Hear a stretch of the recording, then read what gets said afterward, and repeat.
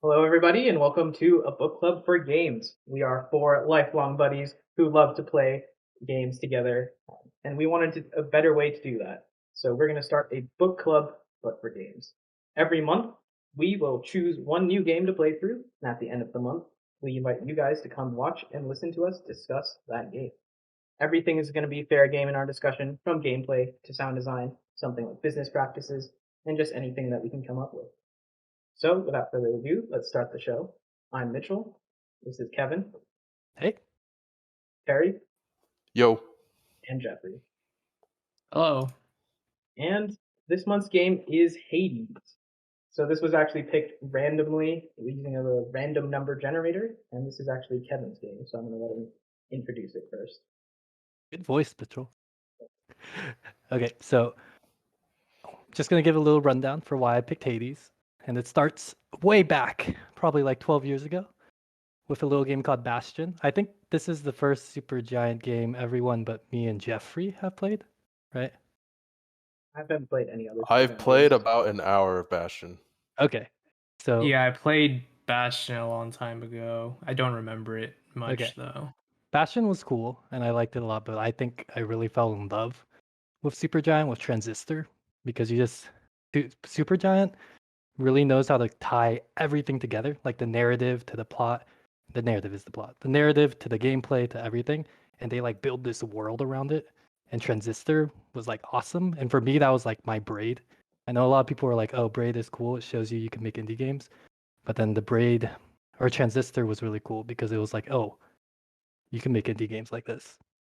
As a reminder, Braid was that timey-wimey puzzle game, right? Yeah, it was pretty cool. I haven't played any of them. Was that Supergiant? No, it wasn't. But it's like actually like one of the OG indie games that got a bunch of people thinking like you can make cool indie games. But that's Just why leaving I out picked Hades. Minecraft like that, man. Yeah, Dude, Braid was way before Minecraft. Small indie dev. Yeah. So you picked Hades just because you love the studio, then, right? Yeah, I love Supergiant. I mean, I think when we were deciding games, Kevin and I were discussing which one of us would put on a Supergiant game because we literally were like, and it was a hard call between Transistor and Hades, but yeah, Hades is a good one. So Hades has definitely been on my radar personally for a while. So actually, it was good to have be forced to play it. But it like blew up the internet. It like for 1.0. Oh no, last year, right? Yeah, everyone was when it like fully released. I didn't play it in the alpha. Like this was their early access.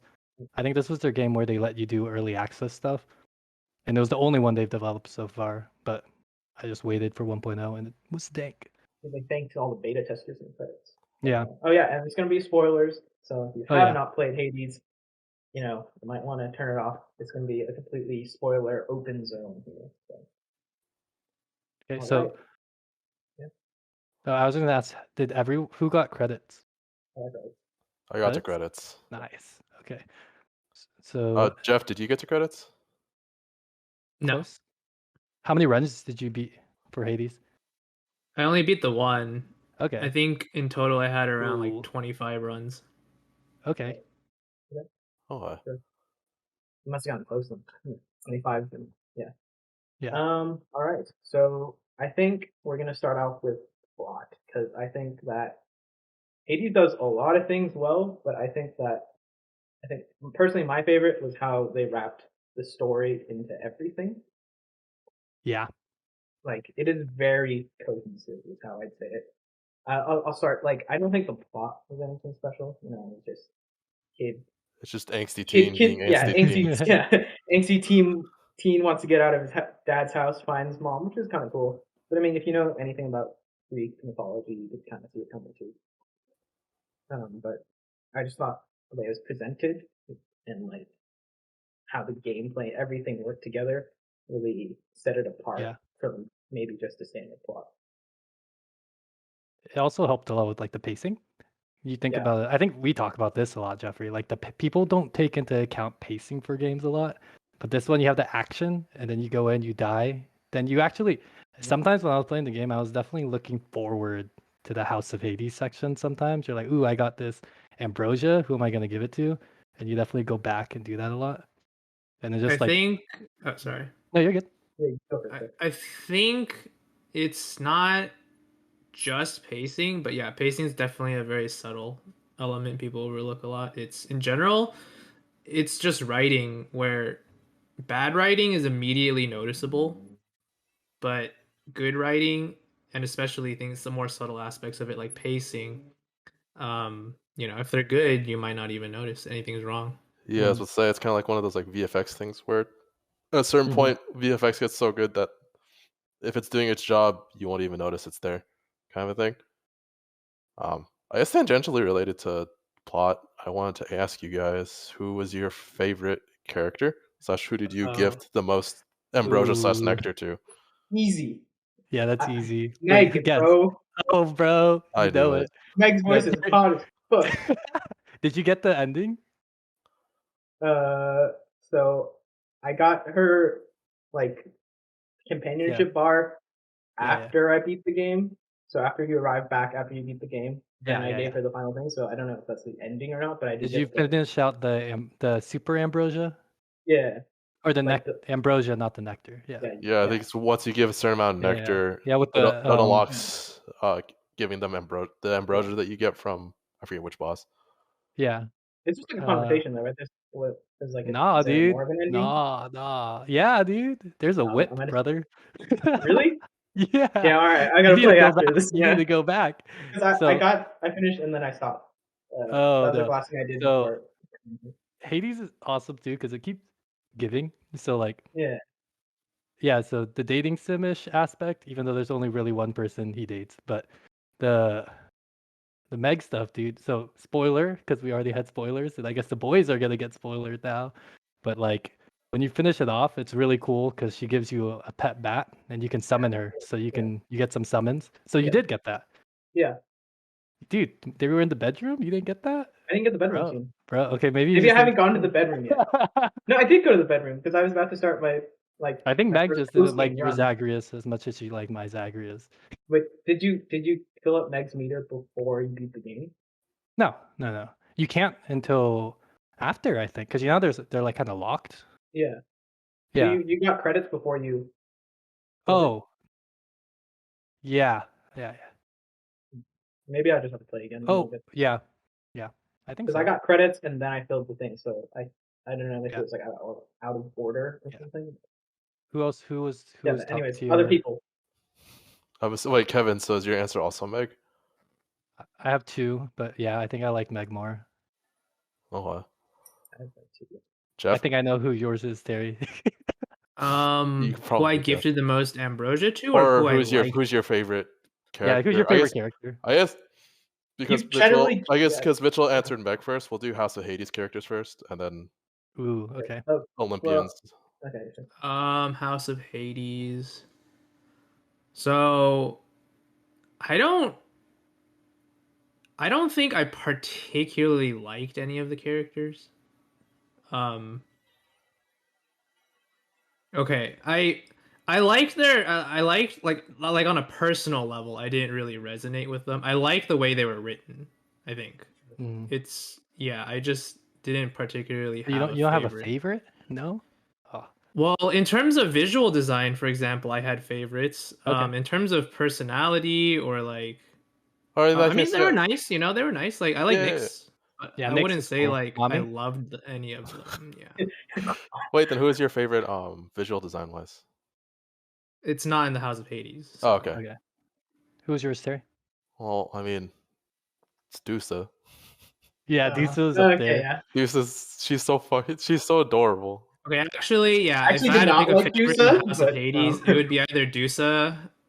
I think Dusa. Yeah. It's either Dusa or Cerberus. I was not a huge Dusa. I gave her one to get her thing, and that was it.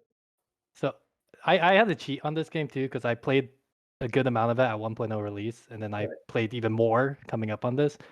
But I actually the cool thing about their character writing too is they had a lot of connected characters throughout it. Like they had a ton of dialogue, And this is Yep. like one of the first games you play this much where like only the gods, when they gave you boons, that was the only place I saw repeat dialogue. But like I did not see much repeat dialogue at Yeah, all. programmatically wise, like programming wise, Yusa might have had a couple, Mm, maybe Hypnos, but yeah. yeah. yeah, programming wise, it's astounding just thinking about like Yeah. how they had to program that. Because for example, when you beat a run, Hypnos, I Yeah. believe in his book, it's written that you just died of natural causes. Yeah. So if you do it enough and you keep talking to him, he just keeps saying, "Wait, natural causes again?" Yeah. Yeah. And then he's like, Yeah. and then it's funny too because then everyone starts getting suspicious because you had to beat like I think like 10 times or like something. I think it's like I'm 7 or pretty sure 8. I it's think. 10. Yeah. Was it 10? I don't know. I lost count after like Yeah. 5. Yeah, it gets Yeah, easy at some point. Yeah. No, well, we'll get into it later. We'll but get yeah. into it. Yeah, but so all the characters, my favorites were like were beyond like Meg was cool. I liked Achilles a lot and Thanatos. I thought Thanatos was really cute just because his mechanics too when he was coming in, like the big bro. He's then, also like- it was also like the vague homoerotic energy. On homoerotic energy, when you start playing more and you get towards the end game, you actually get a ton of nectar. Like, cause you stop needing keys, and you can just start trading it for nectar. You grab nectar, so you just start giving it to everyone, and then you start unlocking. So did you guys get Patroclus in Elysium? Like he's you can unlock he's the exclamation point stone Yeah. in Elysium. He's He's- Elysium. he's- He's Elysium's, yeah. also Yeah. known as the run saver. Yeah, his thing. He always has the Replenish all use replenish Death all Defiance. uses of Death Defiance. Yeah, And then the Hydrolite Gold is also broken. Yeah, It was Hydrolite Gold's super good. Yeah. But so him in the Hades lore, I don't know. I don't think this is real Greek. It is. I mean, Greeks were gay. Wait, so they were gay? It's Achilles and debated. It's debated. people think they're gay, but in the Oh, myth, shit. Okay. Yeah. It's I more thought that was like, nice. to my understanding, it's more like they're written as having a very close bond between soldiers, like more intimate than you would probably expect from soldiers, so it can be interpreted as such. they're related, or is that just a modern retelling kind of thing? I've heard Sorry, most could of you- the stuff I've watched. I like the Trojan War, so I've watched Troy and then the stupid Troy series on Netflix, and played Total War Troy. And Patroclus is usually the cousin, but Really? I don't know if that's like. Well, I've never read the. I mean, as long as he's not first cousin, right? I don't think so. I think they were just childhood friends. Although it's been a long time since I read the Iliad, so yeah, I've never read the. Yeah, so. Yeah. But yeah, they're close, and I think modern sensibilities, Mhm. uncensored, do actually. What was fit. Chaos based on? Not to get into how awesome Chaos is as a concept. Chaos is the actual Yeah, the actual. Is that You know, Greek? Jeffrey. I don't- Jeffrey would Yeah. be my guy. is an actual mythological being within It- Greek mythology. He's actually called Chaos. primordial incarnate. Believe so. Okay. Yeah, Chaos gave off big Metro energy. Yeah, I guess I'll save Olympian discussion for gameplay. Yeah, since they're naturally. more tied to gameplay. But yeah, they were all pretty cool. They're all the character designs. I appreciated how they didn't stick to like one race. I think it's more in the gods, but Yeah. like that was pretty dope. Actually, maybe we'll Okay. just segue right now into the Olympian god discussion. Well, if we want to have like gameplay with it, we can wait. If you just want to talk about character design first, maybe we can do that. Okay. Yeah, because like, dude, the boy Hermes, he's like us. He's Asian. Yeah, Hermes is you know? hilarious. Yeah. Hermes is I love Asian, actually, Hermes. to He's me. totally Asian looking. I don't know. He was just kind of darkish white. Really? And then Athena is definitely like Athena's like black. yeah, and like it's just Poseidon's, cool. like, They had a lot of Yeah. variety, Yeah. and they were all like very hot. I'm surprised Yeah. they went. Yeah, they're all very hot. I'm surprised they went for Aphrodite. They went with like just her hair censoring her, like she Yeah, isn't actually naked, wearing yeah. clothes. It's it's inspired from the painting of her, I think. Yeah. So, Could be. I mean, yeah. I mean, who's your favorite Olympian? We can kind of start segueing towards gameplay. Well, gameplay wise or character wise? I guess we can start with character. Like character-wise, We still have some stuff to do about plot. But, Yeah, Yeah. that's true. Okay, well, over on personality, I did like Zeus. I thought Zeus was interesting just because he's very showy. I actually barely ran into Zeus after a certain point, just because I didn't really. We'll talk about this later, but I didn't really like any of his boons that much. I'm surprised. Okay. I mean, for me, it's Yeah. Artemis probably. Yeah. Yeah, I like Artemis too. Artemis is cool. I like honestly, I'm kind of with Jeffrey. How Jeffrey felt about the House of Hades, I kind of felt about the gods. Yeah. And I think that's super kind of bad. intentional. Like, because eventually Zagreus picks up on that too, right? He's like, these gods are kind of dysfunctional. Yeah. Like, Very he was trying to selfish, be a too. part of their family. Then he was like, oh, they're not And that then great. you meet, and then you meet Demeter, and if you know Persephone's relationship to Demeter, you're just like, oh, right. Yeah. Yeah. You That feel was kind an of bad too. There were like that some was really good. dialogue lines on it. Yeah. Yeah. Or that was an unresolved plot thread. Because Oh yeah, I know. It's like, yeah. Greece is I was not like, frozen. Hades too. Yeah. Like, because you save Persephone, and then like when you're going back, it's a major spoiler. You visit up there enough, and eventually Zagreus convinces mom to go back and make up with dad. But they come down on the river of Styx with Charon, and it was frozen. Yeah. We're just like, even when the first time you get up there, right? It's snowing. It's not. Yeah. I don't Yeah, and it think was snowing it's the whole snowing in time. Greece. I don't think it's snowing in Greece.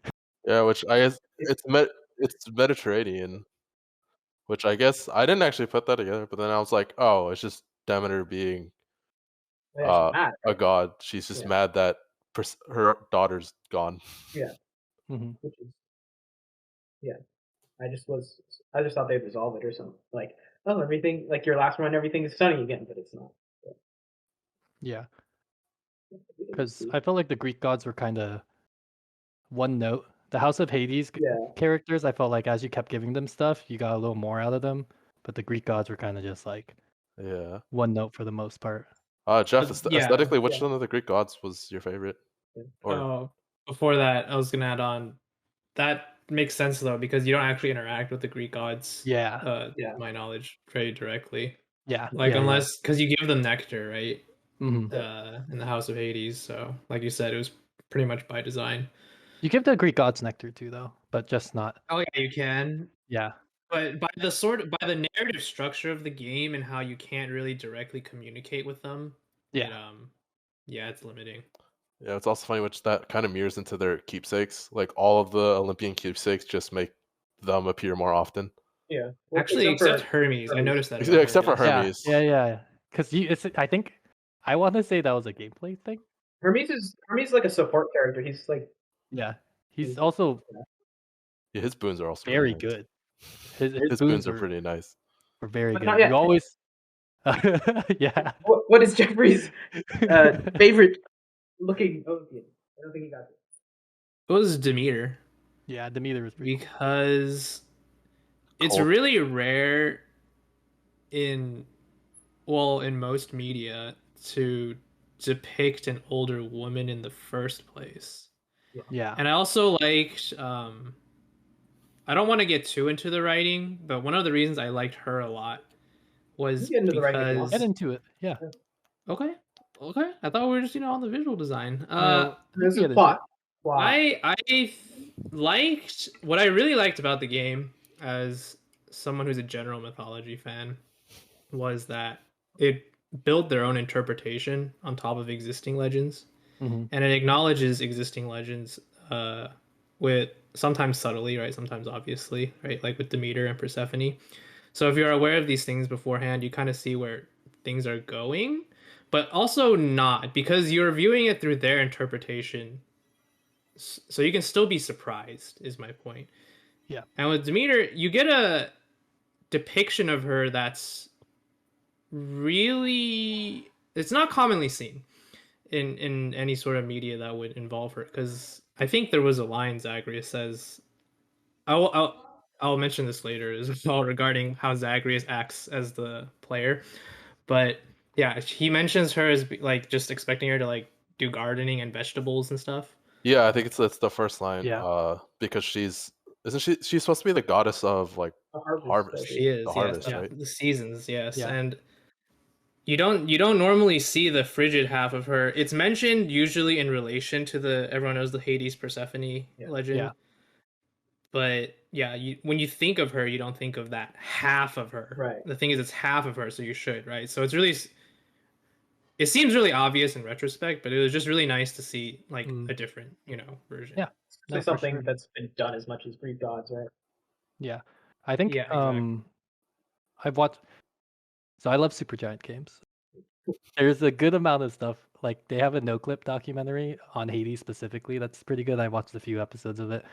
But I think I remember seeing that they specifically wanted like Zagreus or that character because it in this area because it had just enough like mystery around it where they could kind of step in and do exactly like what Jeffrey's saying, where they can kind of add to the narrative a little bit. Yeah. Yeah, like to my understanding, Zagreus is a pretty minor god. Most people probably haven't even heard of him, so it's really easy to fill in the gaps. No, he's not OC. Yeah. I thought Zagreus was. No, I don't think so. He's a goddess. Breaking his dad's stuff. I wouldn't even know. Is he actually son of Hades? Does anyone know? Well, I imagine like this is like the mythology. It kind of reminds me of like Onimusha in that like the main character of the first Onimusha, he does actually exist. He's Mitsuhide Akechi's like actual, I think like cousin or nephew or something, but he's like pretty minor in actual history. So it's like same thing here where they pick an intentionally minor character, that like not many people would know about, just so they can like do their own thing within. Yeah, for example, I didn't know about him. Yeah. And so I did have to look it up. And I think he's not necessarily a son of Hades, I believe. It depends on interpretations. So yeah, it looks like he is confused with Dionysus, or like aspects of Zagreus was merged into Dionysus because he was he's called both son of Zeus and Persephone and Hades and Persephone, depending on. Yeah. Right, it's really old, so interesting. Regardless. Yeah. Speaking of Dionysus. Actually, Dionysus is also one of my favorite. He's like a frat bro. Yeah. He's just a frat bro. I think they did an amazing job with going back to like the voice direction. Like the voice acting is great. Yeah, the sheer amount of content and the way like all, I want to say if not all, almost all the voice actors nailed the personalities. Yeah, it was. Of which, if you actually watch the credits, there are like all of like 7 voice actors. Yeah. Yeah, that's amazing. I'm really surprised there's only 7. Yeah. I think Hades, the narrator, and someone else share a voice. Yeah. And I know Dusa shares a voice with I think either Aphrodite or I'm blank on the name. That was also cool. Their musician, I think his name's Darren Korb. Yeah. He voices Zagreus. Yeah. Awesome. Yeah. I was like, what? Yeah. Did you notice, by the way? Did you notice, Kevin, that the voice of Eurydice is the same voice as? Did you hear it when she was singing? Oh, same voice. Yeah. I didn't know it was her voice. I knew that when she sang it was. I heard it immediately. I was like, this has to be Red from Transistor. Yeah. I knew what the singing was, but I didn't know because Red doesn't talk. She sings though. No, yeah. Yeah, the singing the singing was for me, like when she was singing, it sounded really similar. So I'm not sure if it's true. No, it is. I'm pretty sure. Okay.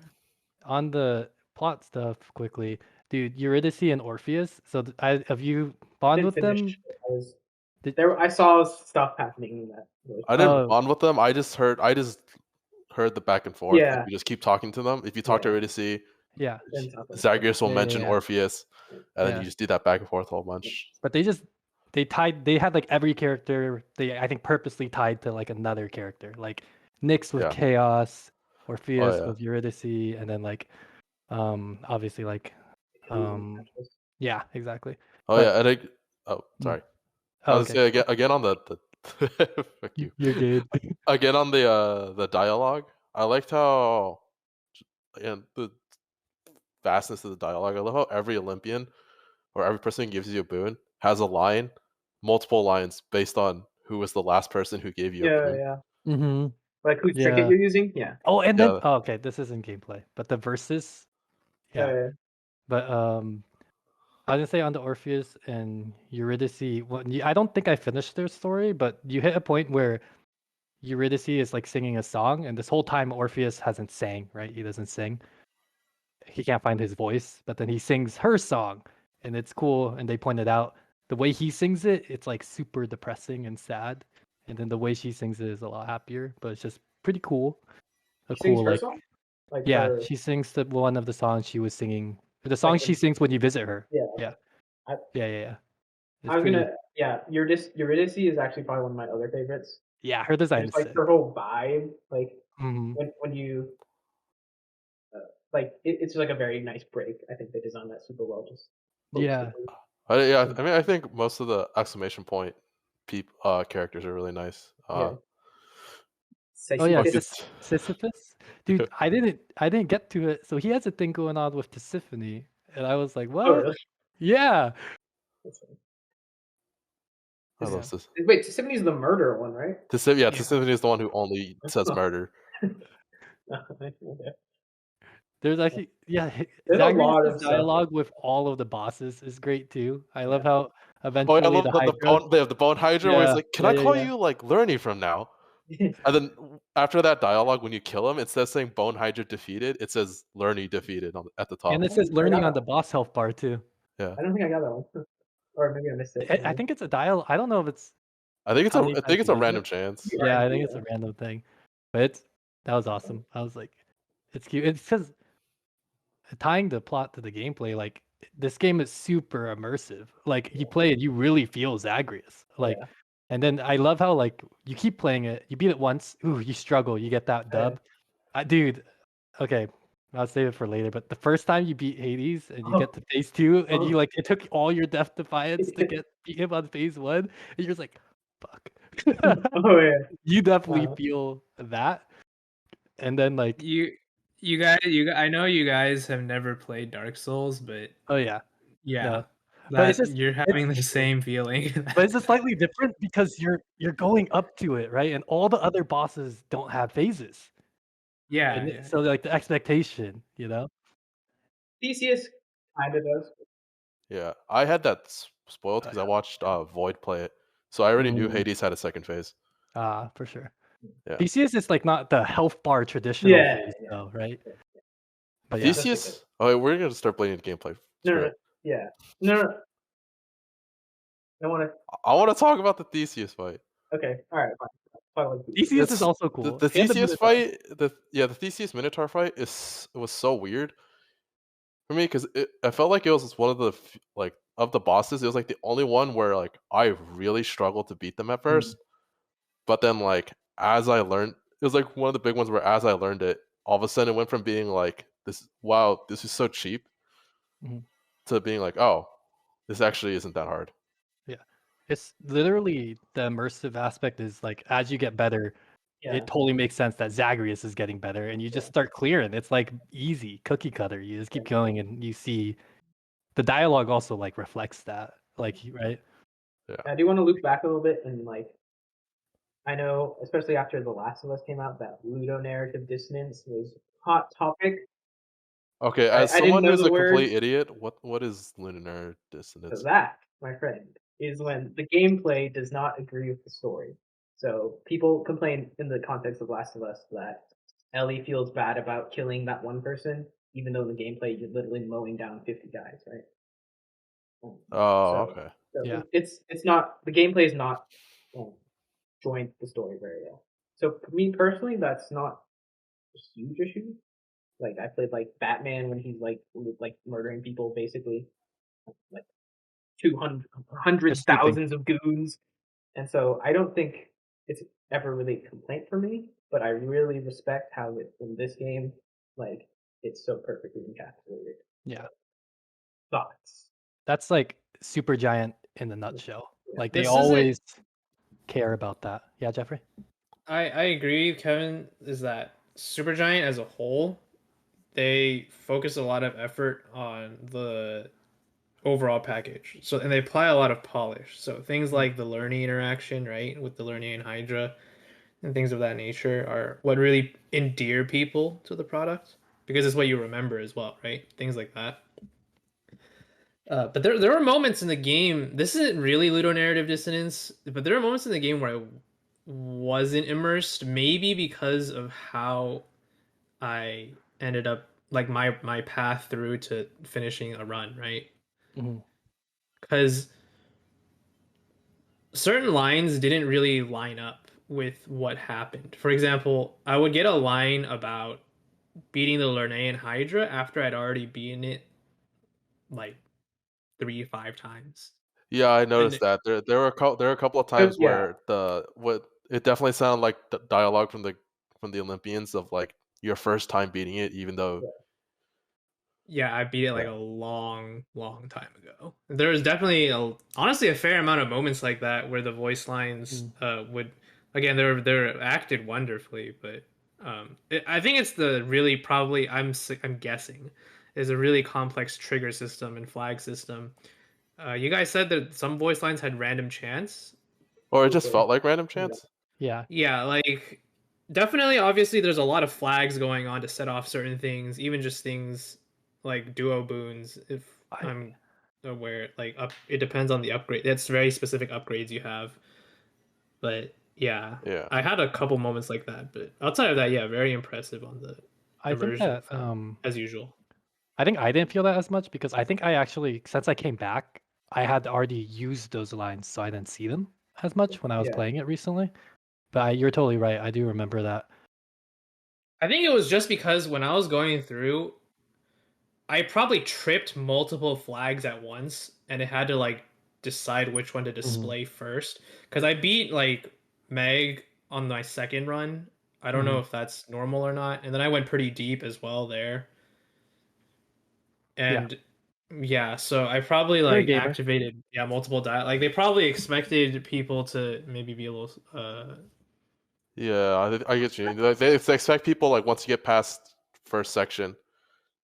Wait, it's first section is Asphodel? And then Tartarus? No, it's Tartarus. Or it's Tartarus, Asphodel, Elysium. Oh yeah. Yeah, once you get Tartarus, they expect people to get blocked in Asphodel, either through one of the rooms or at Bone Hydra. Yeah. But I was in a similar boat where after I cleared Meg, I think the run after I cleared Meg, I think I lost to Bone Hydra, and then the following run I got all the way up to like halfway through Elysium, and then died to the freaking weapon wielding dudes who were a pain in the ass. So I think actually it's reversed for me. I think it's when you suck, they start repeating because you don't make enough progress in the story, right? Because as soon as you hit like consistent clears, I very rarely see repeat dialogue, and I think it's a testament to how well they did it that you actually notice when the dialogue is bad.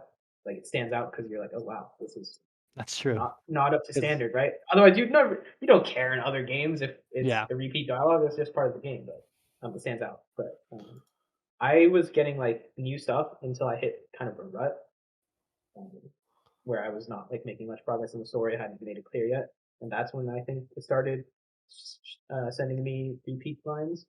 So I think it's also was too slow, interesting that it sent you repeat lines because not a lot. I guess I guess that was just out of place. Weird because this one for I guess it must be a per run thing. But after you get enough of one god, like there's one run where I pretty much was just completely stacked with Artemis' stuff.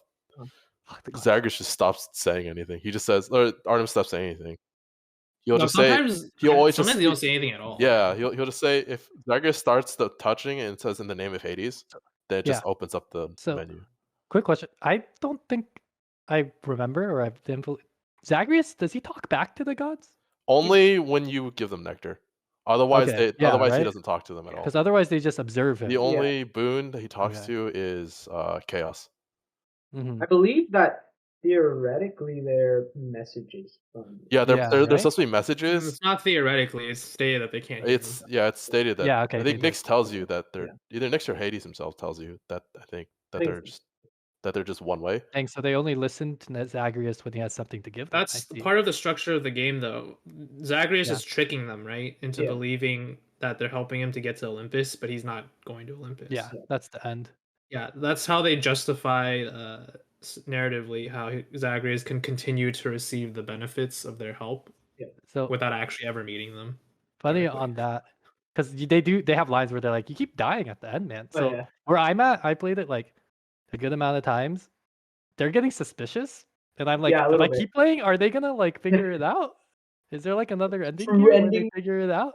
You know, because I was just like, huh, and like even the game's not over, so I'm like, when's it actually over? Because I can keep playing it, and I'm like, because you see like Hades and Persephone like talking and trying to figure out like what they should do next, and like I'm like, okay, I guess I'm gonna keep playing. does it I'm go? having fun with these Honestly, events. as a completionist, and also just the way Supergiant structures their games, it might be that it just doesn't end until the unique lines run out, man. Yeah, but like, yeah, but this is like the first Supergiant game where there isn't a hard end. That's true. Yeah. So I'm like, huh. But yeah, no, the cast was cool and all those things. Yeah, I mean, I they're think we very all agree, going way back to the original point, that in terms of Ludo narrative dissonance, there was not really much. No. Yeah. One thing I really liked about this actually game that segues into this is that they explain everything. I really appreciate the effort that they put World into building. explaining everything because for example, they answered my questions shortly after. I don't know if you guys read the codexes and entries, cool, but but I read them as I got them. I And read people I liked. okay. But for example, this is just a common Ludo narrative dissonance thing: is your character is usually presented as a pretty nice guy, and then you go on to murder like 300 enemies, right? Yeah.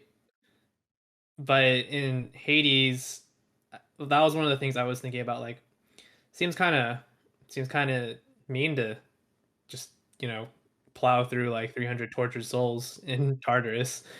But it's just if you look in the codex entries, they pretty much justify it. Whether or not this is morally acceptable depends on you, but they justify it by saying that these are like the worst of humanity.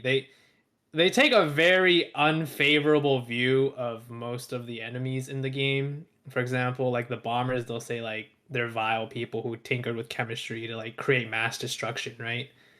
So I think this was obviously an attempt to make the player feel better about mass murdering a bunch of things. But, hey, it's an explanation for it. So I'm sure many people would not have an issue with that.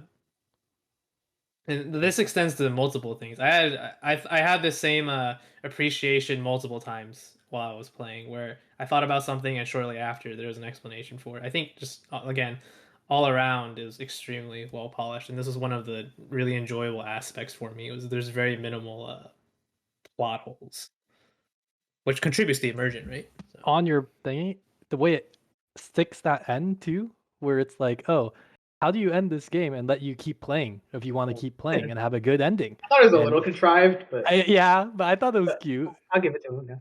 They also explain how Charon knew where to go to pick up Persephone. Because they explain, I think if you talk to Persephone afterwards, Zagreus asks, like, wait, how did Charon know where you were? He's like, oh, I had his business card from when I left. Mm-hmm. Did not get that. Yeah, but penetration tester Zagreus, dude. Oh yeah. I actually, True. yeah, I think maybe with Meg you actually have to complete the game because one of the things she thinks is hot is that he has like a job now and he's no longer like an angsty teenager. I think I need to hit more. Yeah, Mitchell's like, I'm going need to back. hit more runs, man, because I haven't played any runs past credits. Oh, really? Yeah. Okay. Because I got credits in like late last night. I haven't played. We'll get back onto gameplay, but I went in for some heat, like some more heat.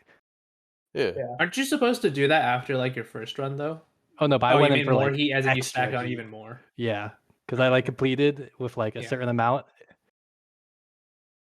Well, it was mainly I wanted to see Hades' final fight this is gameplay. We'll go back. Okay. Yeah, get the boss. Yeah, I know. And then let's see. Yeah, I just want to say also I really appreciated how they made it a roguelike. Mm-hmm. They tied it everything and Roguelite. roguelite. It's roguelite, yeah. But Was this your first roguelite? we played Heroes of Hammerwatch. Oh yeah, that's right. But yeah, just the way it was structured, you pop up and like how it's the river. I think Styx, it's really like, common for roguelites in the modern day to have some explanation, because it just feels nice. Like Rogue Legacy was a great Rogue Legacy example is of the that. best one, though. I think most of them are I not. actually like Hades more. No, yeah. Hades is the best. Before Hades was Rogue Legacy. Okay.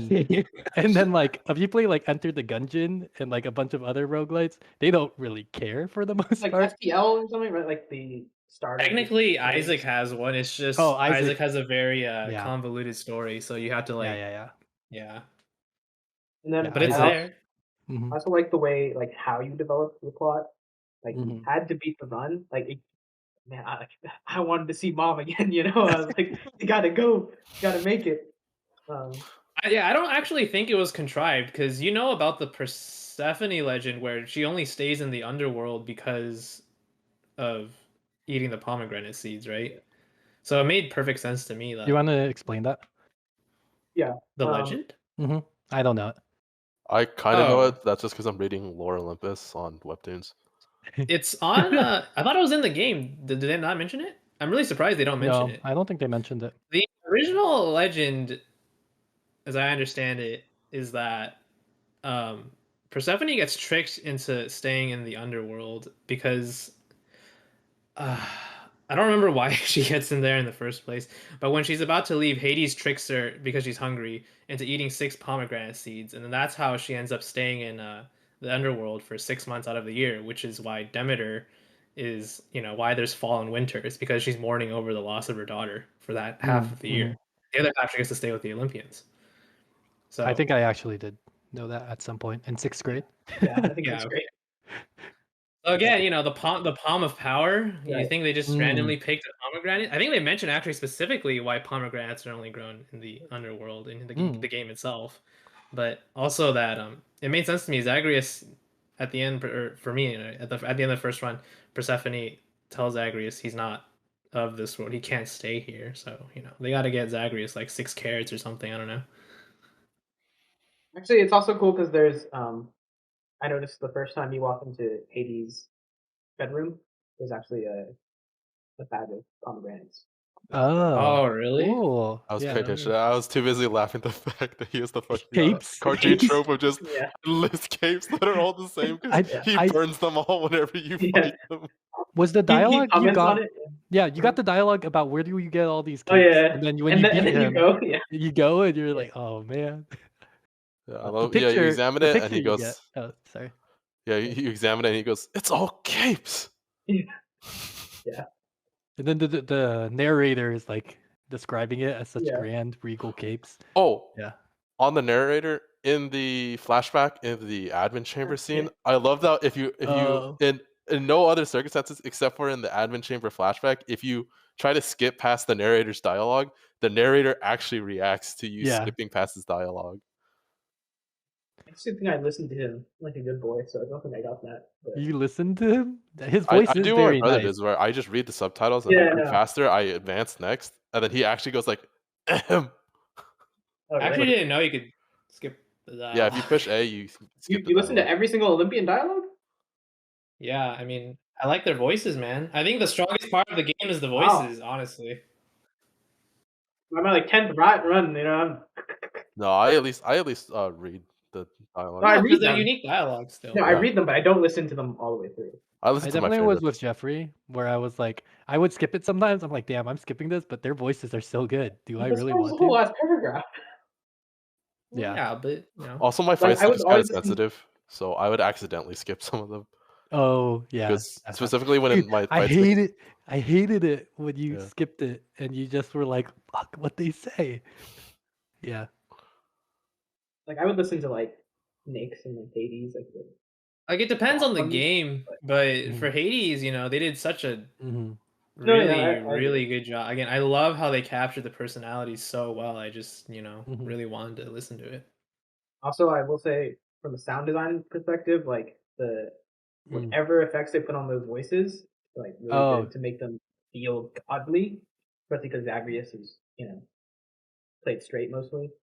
But like Yeah. if you think about like Aphrodite's voice, Zeus's voice, Hades' voice, they all have different effects and like timbres on it, which is very interesting and very Yeah. good for Yeah, and those also reflect like the gods, you know, like how they mentioned Neptune being, or not Neptune, Poseidon being boisterous, right? And Yeah. he has like and like Zeus having the thundering voice. I mean, it Yeah. all makes sense. It's great. Well, Like I said, the voice and art direction in the game are the strongest suits to me. Yeah, I'd agree. I love Aphrodite calling you a godling. Oh yeah. Exactly. Yeah. And then I guess just I wanted to talk about like the visuals, Art and music. especially art and music. It Oh, really but sets before the we get scene. to that, I do want to Uh-huh. say one thing. I guess Go ahead. didn't really have a chance to say it, which is earlier how I was saying, you know how if I don't know if you guys noticed, but Zagreus speaks differently from like every other character in the game. Mhm. You mean like his accent? Or his No, like just all like the other reverb, characters right? speak much more. They speak much more grand. They Mhm. speak in a much more, you know, sort of Yeah. ancient or even circuitous way. But Zagreus speaks like almost like a modern human in a Yeah, lot of ways. Yeah. He uses more modern terms. Other characters, yeah, like for example, the use of the word godling. Zagreus would not say that, right? Mhm. Have you? I don't know if you subconsciously noticed it or actively noticed it. It was, to me, this was clearly an intentional design decision. Yeah. Zagreus is acting as also asks a lot of questions, right? To give context to people who don't know about Greek mythology, and so he And does also not use he does not use nearly as many like quote unquote ancient terms. His speech patterns are much more normal and modern, whereas the gods are pretty much just Zagreus, okay, It's who like follows old this. English, right? Yeah, A little it's bit. why it fits into the immersion so well while still they didn't go full immersion on it. Zagreus, yeah, speaks a lot more modern, which is an understandable compromise to give the player it's the classic self-insert character for a series or a dumb character that asks all the questions for you. You don't know what's going on in their universe, but you need to somehow get the player to know what's going on, right? Yeah. So Zagreus, Mitchell earlier said Zagreus was very much the straight man, and that is definitely, in my view, an intentional, you know, design choice as part of that. Also sets him apart as not a god. It also kind of plays into the angsty teen thing. He comes off as Yeah, younger sick. because of that, Yeah. you know. Yeah, I would say asking a lot of questions fits the trope. Yeah. Yeah, and not only that, I think it fits this whole decision, by the way, fits on multiple levels. Not only does it help answer the player's questions, right? It also fits his character personality, and it also lends the effect to being more immersive for like the gods and the other related characters.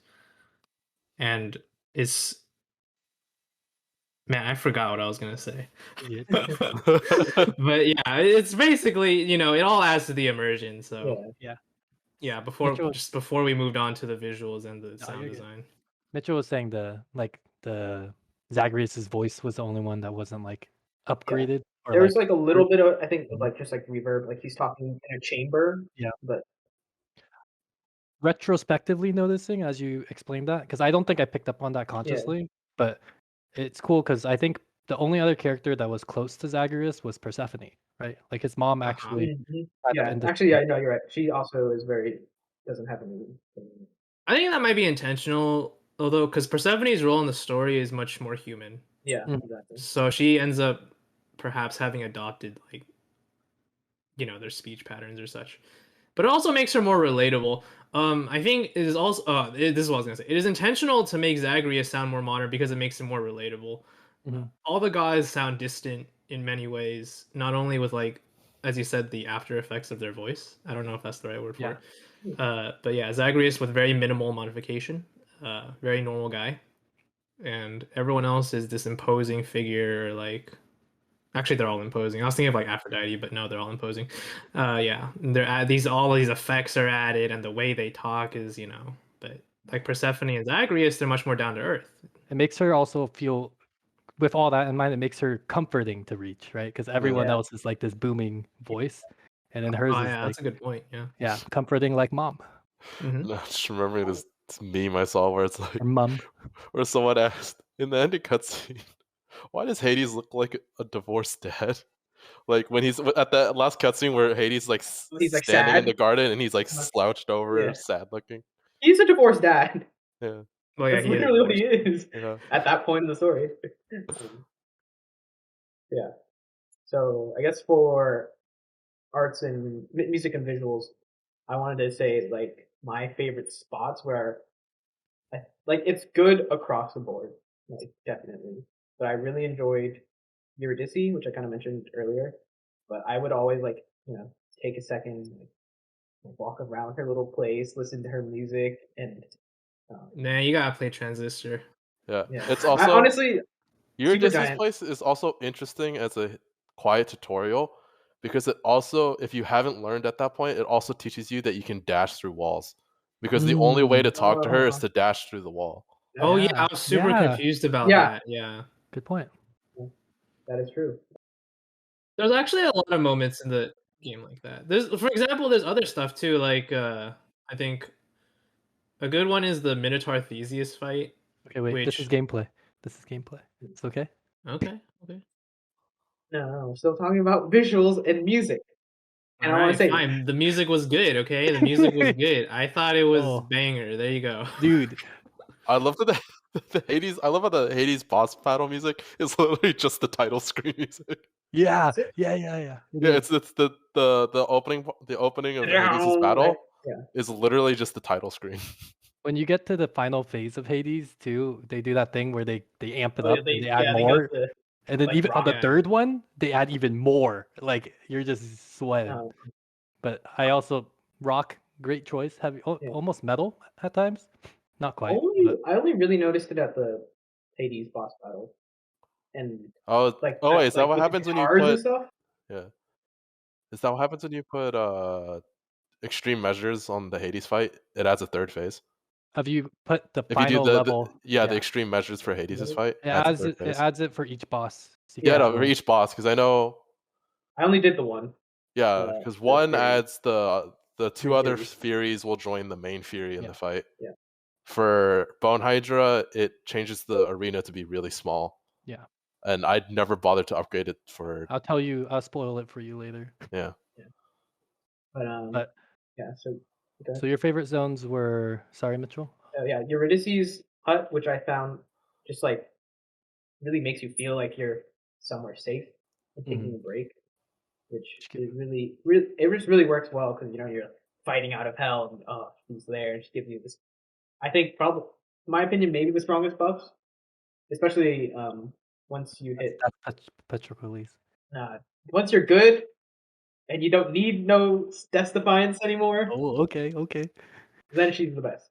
And then I also really is technically gameplay. So yeah, just want get on top. This man's not playing on the higher heats where you're forced to give up your boons. But I like Greece too because Greece, feels different. Frozen Greece. And once you're in Persephone's garden the first time, you're like, or when you watch the sunrise come up the first time, you're like, oh, like it gets you. You're like, I did it.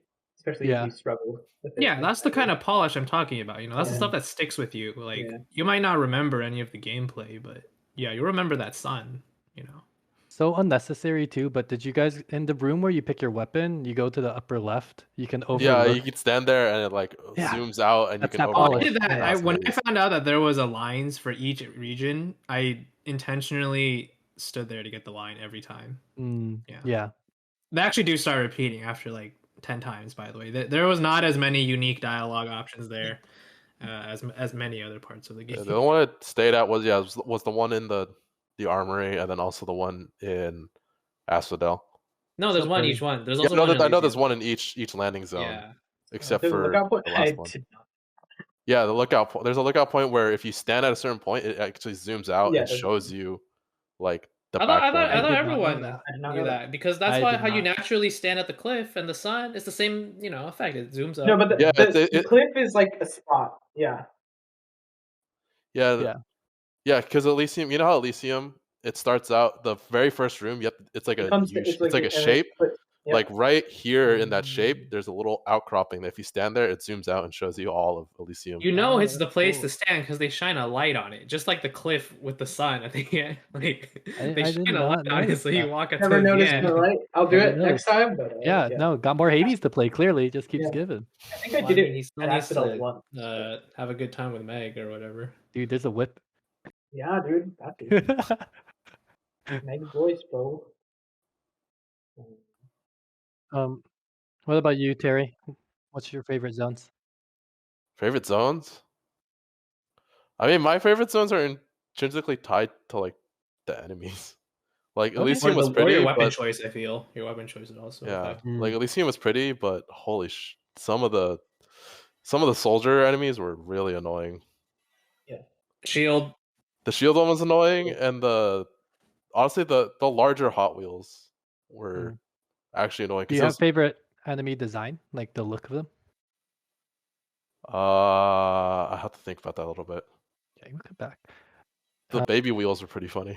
Yeah, they're pretty cute. The kamikaze baby wheels. I think for overall design areas, I liked Elysium and Tartarus a lot, just because the vibes were cool. Yeah. And just the color palettes in Elysium was like such a breath of fresh air. You hit that for the first time, and you're like, "Oh, this is nice." Right, yeah, somewhere new. Mm-hmm. Especially because it normally takes you a couple times to get there, so you're used to like the reds and the oranges. Yeah. I think this is a general trend for Supergiant games, though. It's very rare you'll have a game this colorful, you know. Mm-hmm. With, like, this rich of a diversity of like palettes, because it splits between each region as well, and it's very bold in each one. So, yeah, but one thing was really cool is Elysium is supposed to be paradise, right? But they specifically held off on like the earth tones and like the plant tones and saved it only for Persephone's garden, which is why it feels so like bright and lively. Because if you think about it, right, there's like plant-like drawings in Elysium, but they're all like bluish gray. So I thought that was very well done too. Did you read about that? Was that really intentional? I assume it's intentional. That's a good observation. Looks and feels intentional. Yeah. The only reason why I know Elysium is paradise is because I think Xenoblade Chronicles 2 in English, like where they're trying to reach, is called Elysium, but in the Japanese, it's called, I think, Rakuen, which is literally just paradise. Yeah. Did you watch the Elysium sci-fi movie? No. I never watched it either. Actually, talking about Elysium, no, actually, there were plants. I feel like for me, a bigger effect of that was definitely the color palette. It's almost an otherworldly, because it's blue-green, right? It's not natural. Yeah. That's the biggest differentiator for me between the human world with Persephone and Elysium's. There's more natural, like, brown tones, if I remember correctly, in Persephone's like garden, whereas Elysium is almost otherworldly. Yeah. Did you have a favorite zone, Jeffrey? Oh man, I mean, overall, Elysium had such annoying enemies. Asphodel had such annoying terrain. From an art. I think Tartarus wins. From purely an art perspective, I think it's Tartarus. Elysium is it's really bright, almost like garish. I think that's actually intentional. Would not have used that word, but yeah. It's this is gonna tie back actually into story, something I didn't mention. You're good, but how I said that they take existing legends and they build on their own interpretation. Mm-hmm. One thing I super enjoyed in this game was seeing their interpretations, and one of those was how they portrayed Elysium through Patroclus as a not necessarily great, and it's a very modern, it's how people now might think of it. It's one thing I actually expected going into this game. I don't know if it's true or not because I only beat one run in this game so far. I'm literally like 25 runs in. Is that I expected, and this is also another modern interpretation that's becoming more and more popular, is that Hades is increasingly being seen as a good guy. Right. Mm-hmm. Because the one legend that's really famous about Hades doing something bad is the one where he kidnaps Persephone. And there's even interpretations where Hades or maybe, I think it might be a variant where Hades actually doesn't kidnap Persephone. She willingly goes to live with him. What So they're it's getting like, at you know, here. Zeus is like going out there. That's also what they're getting as- at in Lore Olympus. Yeah, like having golden showers, you know, with animals and women, and Hades just chilling. So I expected that, but it didn't actually happen. They portrayed Hades as a negative influence. Yeah. They build on that. Yeah, especially the very end where he's just sad dad. He's like, oh. They say Persephone was not kidnapped. Yeah, and it was the like they do a good immersion, right? So like you see Hades in that light, like Zagreus, and Yeah. at the end, like in the final dialogues, like Zagreus comes to understand Hades, and he like I think that was very Yeah. much. I was already kind of on that suspicion. Yeah. Mhm. They're actually overselling Zagreus' angstiness too much to me, which was probably again the point. Yeah. Kind of the point. Yeah. My man's is So a I man's had my king. suspicions, but yeah, regarding they have a lot of very modern interpretations of the Greek legend, like with Elysium and like Yeah. a lot more well, you know, homoerotic subtext, for example, which, you know, people would argue has always been there, which is fair. And I just think that was probably my favorite part of the game. Things like the Patroclus Elysium Mhm. interaction. Patroclus the exclamation point guy. Yeah, in Elysium.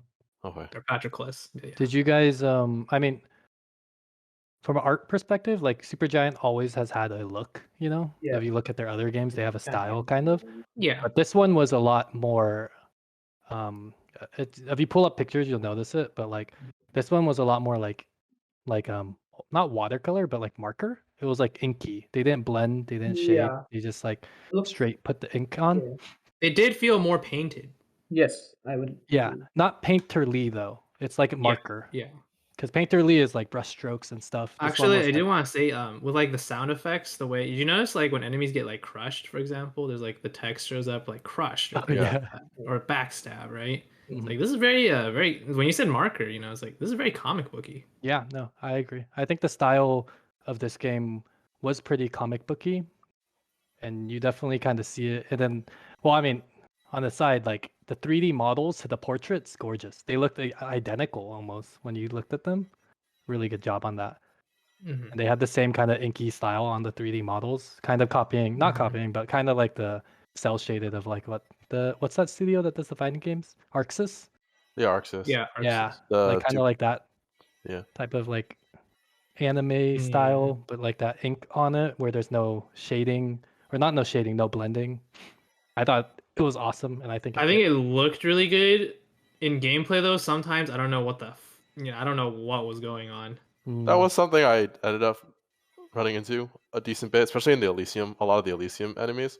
But this might also be because I was running on Switch, so the frame rate would kind of dip sometimes. I'm telling you, dude, Elysium was too bright for me. It was still good. I liked it. It was a little too bright for me. It was kind of hard to read what some of the enemies were gonna do.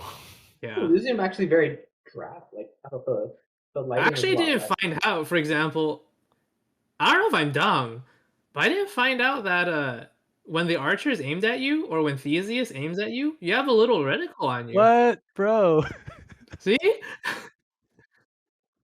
Yeah, for Theseus specifically, it also plays like the stereotypical aiming sound effect, like the. But there's just so much going on. I don't. Yeah. No, you learn like the vision.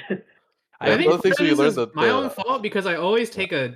This is gonna get in gameplay, but this is relevant now. I always take a dash perk. Oh, So yeah. whenever you dash, you're like making effects, right? And that just clutters up the screen intensely, you know. So. yeah. Oh, the effects animation in Hades is also. Oh yeah, no, it's beautiful. All of it's Yeah. beautiful. It's too beautiful. It's Yeah, too everything beautiful. is So too sometimes beautiful. it gets in the Too way. beautiful. But the- There's too okay, much just on the- sometimes. But they blended so nicely with the backgrounds and Yeah. the models. Like it No, just they do. you they almost do, forgot yeah.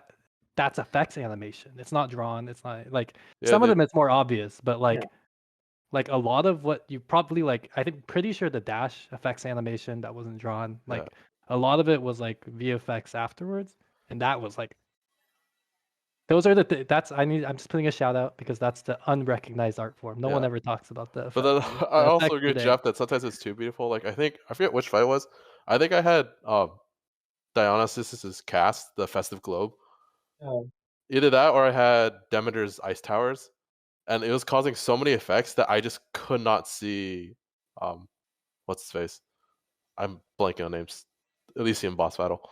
Theseus. I think Yeah, Theseus. Demeter's I just could not see Theseus That at one all. does get very busy. Demeter's is the worst culprit. I think that's the only one where I felt like Which I sucks would because start- Demeter's cast is like Yeah. probably my favorite. Oh, it's of the really cast. good. It keeps Demeter's because it stays, and the beam I associate that with enemy beam. So Oh. like, True, But no I one did- else. I No did one else make has that a mistake white a few attack. times, yeah. So. it's just the beam. My brain is like avoid Yeah. beam. Yeah. Another thing on that actually is that enemy projectiles, when they get deflected, you can't easily tell they're yours. They're I know yellow. that there's one thing where like they gain like a directional arrow, and that like No, they're no, bright yellow. they also they either become highlighted in yellow, or Mhm. in the case of some of them, they actually like get surrounded in In Artemis's Athena's- shields or Athena's shields. Wait, did they become yellow? Yeah, They yeah. glow yellow at the edges. No, mine remained purple. Were you No, deflecting if it you with if you Athena? have deflect, if you have Athena's deflect, No, I'm properties- deflecting them. Yeah. Yeah, but I'm talking Athena's about the deflect deflect. perks. They're definitely yellow. Yeah, they're yellow. You can see it most obviously, aside from like the purple projectiles from like the witches and stuff. The bomb I'm talking enemies, about the you can, purple projectiles. I'm literally thinking about the purple projectiles right now. Yeah. Like, when you deflect them, they turn slightly. They get outlined in yellow, but they're still Yeah. like purple in the center, but they get outlined in yellow. Yeah. They have shields around them sometimes too. Yeah, like the not bombs, notice. the They They bomb, also move the, faster. yeah, the suicide bomb enemies, you can actually deflect their suicide yeah. bomb. Oh yeah, and then they It have makes little- it makes yeah. it bounce up. Oh, yeah, actually, yeah. Okay, I did notice it on the bombs. I actually didn't know. I did not know what was causing that. Mm. Yeah, if Yeah, you I if you didn't- I deflect, didn't know. Yeah, about the yeah, if you deflect the projectiles. suicide bomb, it causes them to. It might have just just been really bounce up. fast on the purple because they fly when you deflect. Yeah, the no, when you purple ones. deflect them, they. Yeah. Any last thoughts on visuals and music for gameplay? Visuals good, if a little bit too much. I feel like I think it was a compromise. They wanted to. You can't really like have. I don't know if you can, but it feels like if you want to have something like of this sort of style, it's really difficult to get the Yeah, that is true. visibility correct. Yeah. I didn't have many issues with it personally, but you guys might have. Especially on Switch, I could see small screen. No, I'm not small screen. I think I'm. Wait, you guys all played on your computer monitors, right? Yeah. That might be it. Because I played on the actual TV, Yeah. sitting that could be like it. sitting however many feet away I am from it. Not good refresh rate. Just too Maybe. close, maybe. Yeah. Or it's just like a lot of. For me it felt like it was definitely not perfect, but also like in my brain probably as good as It was they could, gonna like, get. reasonably Yeah. get it. Just I'm there's so fine much with it. going I'm fine on. with the compromise. Yeah. It's not like I can't see it, but I have to like sort of focus sometimes, you know, to. Yeah. Yeah. It's not like. Sometimes super I just quick. want to push button hit enemy. Yeah. I have bias too though because once you put enough runs in, Yeah. I don't even look at it. Like I just know what the enemy's gonna do. Yeah, it's like So I- muscle. I I'm just sure. I'm thought- sure. Yeah. I'm sure. Yeah. It's sure it's not. An So it's issue. I'm probably a little clouded by that. Okay. Oh, I just wanted to give a shout out to the ending credit song. Ooh. I they're was both like, singing, you're wait, is this Yeah. is this Othello and Eurydice? Yeah, it's cool. I thought that I was going to get the achievement for that. Mhm. Was that your Mm. favorite? Song Yeah. I liked. Yeah, Elysium's theme. It's got like a little dun dun dun dun dun dun, like a bass thing. I can't really think of it, but I always recognized it when it came around. Mm-hmm. There's a cool little harmony in it. The only song I really recognized was the Fury fight. Back for Blood? Was that Back for Blood? I don't know. It's just the one that plays when you fight. I the didn't Furies. make enough diamonds to buy all this. The only song that actually sticks out in my head, like that I can recognize now without needing to listen to it first, is the bot Hades Phase 1. Mm. I'm just not really a music guy, so. You guys didn't recognize any of the tracks? You know, I played some of them during D&D. No, I didn't actually. Yeah. That I makes bought the sense. but- soundtrack. Like Dude, some I of don't the- know. I was too focused. I wasn't really listening. You to shouldn't have it. picked Hades as the game. Now you can't use those tracks, dude. No, it's good. So looks like everyone swallowed something about gameplay at some point. So what does everyone want to talk about? I guess we could start out pretty simple. Favorite boon, if you have one. Oh, easy. All right, let's start with favorite god tree, right? Favorite god think- tree in terms of boon? Depends on which Yeah. weapon I'm using. Yeah, it depends on the Ooh. weapon. Okay, should we start with builds? Yeah. Okay. I was gonna say, Let's do favorite build. what do you Wait. have Okay, no. Let's start with super basic. First Favorite thing you weapon. pick when you go in. Oh, wait, Favorite, no, okay, favorite no. weapon. Wait. Even before this, if we're on gameplay, before we even get into this, can we talk about that cold open? Cold open, man, so good. I loved it. Where it just throws you into the Yeah. first run. And you start with the weapon, and you're just going. Like Jump out, yeah. well, I'm a sucker for cold opens, just period. And I thought I that actually was a saw really the cool speed run of Yeah. Fresh File, which is Oh really yeah. it's literally Is that when just they reacted to it? yeah. I saw Yeah. that, and I also saw a couple before where it's like just beat the game off of the first run. Mhm. And the combo they use is really interesting. They use the Athena Ares duo, which is if you have a deflect ability, if you They use Merciful End. Merciful End. If you deflect if you deflect someone while they have Ares' Doom on, it just auto triggers the Doom. Oh, So you can speed up how often the Doom procs, which is the fastest DPS you can do for the Fresh File, because Fresh File limits what gods actually appear. And Ares and Athena happen to be two of them. How far did you guys get on the cold open run? I got to the bombers. I think I died at Meg. Yeah, I think I got to Meg and died at Meg. Gamers out here. I don't remember. Yeah, then they gave me the bow. Crucial mistake. There you go, my boy. Like, was that your weapon? Like, no hit. Did you like the bow the most? No, I hated the bow later. Oh, what? I liked it a lot at the beginning because I destroyed Meg with it. I was the opposite. I hated the bow, and then I loved the bow. Dude, the bow's the best. Actually, I only played 3 bow runs.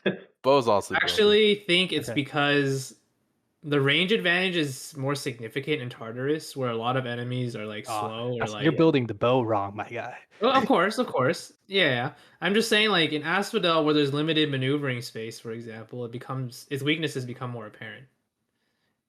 And also, like against the shield bearers and I just felt the bow was broken as fuck. No, I thought it was pretty. I thought it was. Maybe I didn't. So the rail is broken. I knew you would love the rail. I hated the rail. Oh, you hated it? I thought you would love it. I played it first, could not get it. Then I found the build. I hated the rail too. I didn't like it. I never got it. I'll tell you my build later. Okay. But I literally right? Okay. Well, okay. I'll just start with the weapon. I had 2 that I used for most. So bow and the gauntlets. The gauntlets were the stuff. Yeah, that's me. Yeah, bow and gauntlets. Bow and gauntlets. Ooh, Terry and me. Me and Terry are always on that. No, the big reason why I like the bow is because my favorite goddess, tree-wise and design-wise, is Artemis. Same. And Artemis works really well, especially because the bow's base upgrade with the Titan's Blood is probably the best one, where it just gives you flat crit chance. Yeah, I think so. It gives you up to 15%, which means with Artemis's blessings, you can get like 40% crit chance on your stuff, and crit does not more a than dex double gamer. damage. I hate crits. Charon, the bow of not Charon. Charon, yeah, his bow was fun. The one the homing one was fun, but it was not as good. I think maybe it was. I literally so you have to build for it, which is the fun part. I did, but so. But boom, wait, let's just go through everyone's weapons first. Sorry, Mitchell, which ones did you like? Shield. Of course. Spear. Then Mr. I was gonna say. I thought I liked Spear, because I went through phases. Shield was definitely the top, and then went off. I did half my runs on Shield, but once I got good at the game, I'd probably have to say Rail maybe. I just had a lot of fun with the build with Rail. Jeffrey. I don't have it. You have a favorite? Real favorite. I just pick whatever gives me the bonus, man. Oh, that's actually a true optimal gamer. No, that's what I actually did for a while until I got enough. Yeah. Okay, the one time I didn't pick the bonus, it was my first clear because I did it intentionally. Yeah, no. I didn't pick darkness that run because I just wanted to clear. I picked as many boons as I could and upgrades. Okay. And who was your favorite god tree? Artemis, followed by Demeter. Specifically for bow. For bow, it's Artemis followed by Demeter because their duo it makes the cast tracking a lot better. So you know how the big weakness of the ice towers is that they turn real slow. Yeah. This thing makes them turn super fast, and then And then Demeter also has another perk that makes it so her ice towers last longer. Mhm. So you literally just plop them down, and then with support fire and all the crit stuff from Artemis for the Yeah. bow. I think.